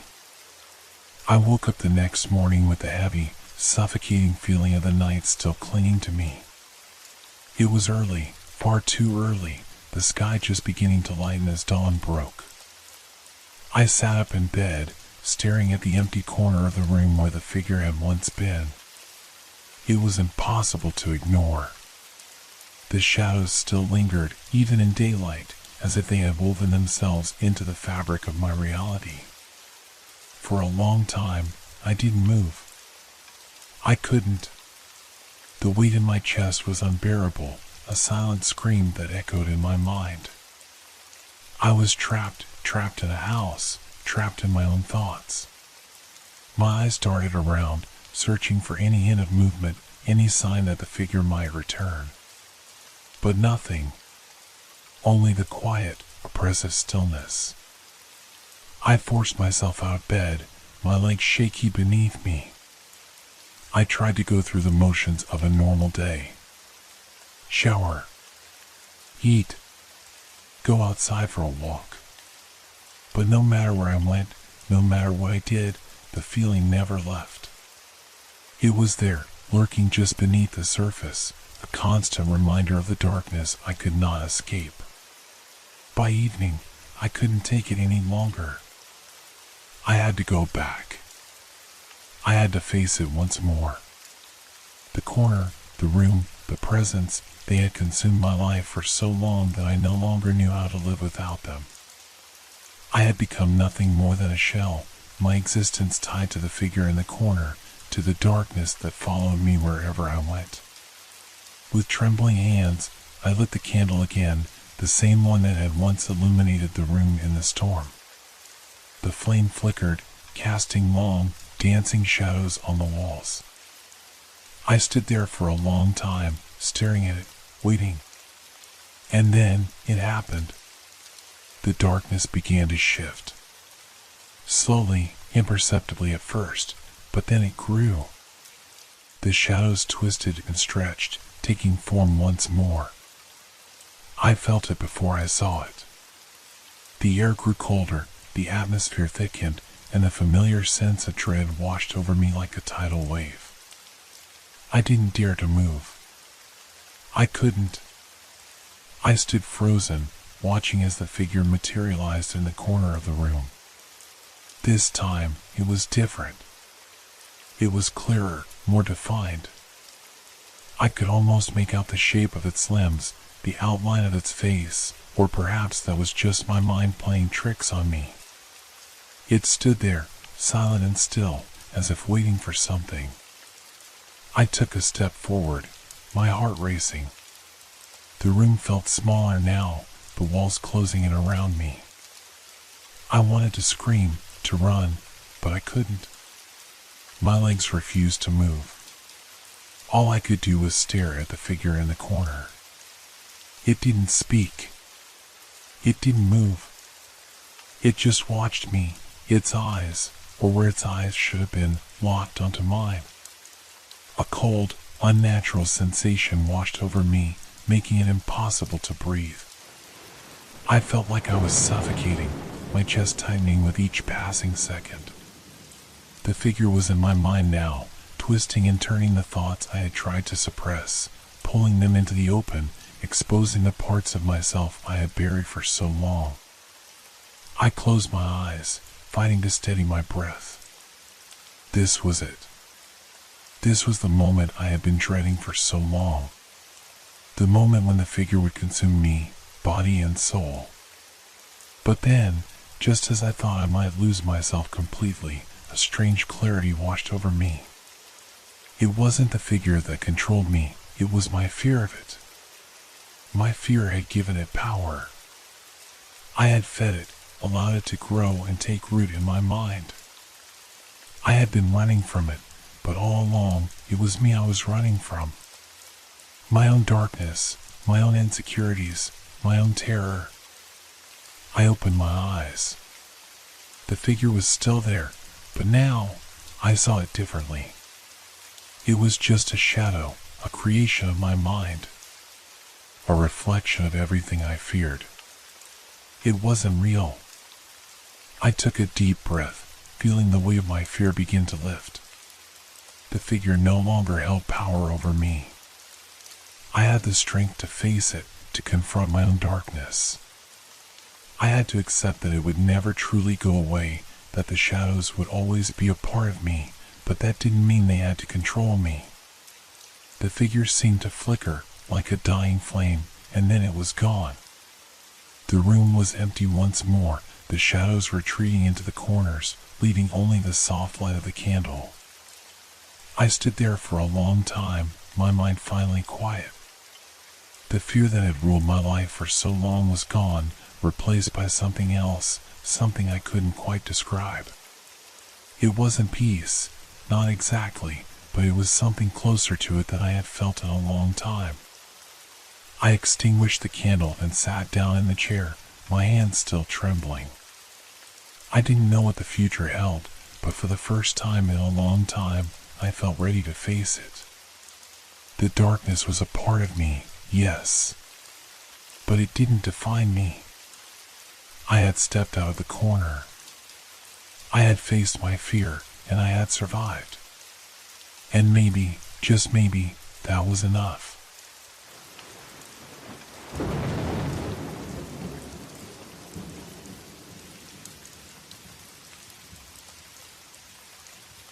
This has been a long, dark journey through the night with Whisper Crowley. Thank you for staying with us until the end. Leave a like if these stories made you look at the darkness a little differently, and share in the comments what you enjoyed most or what gave you chills. Make sure to subscribe so you don't miss our next Sinister Whispers. Until we meet again in the world of shadows.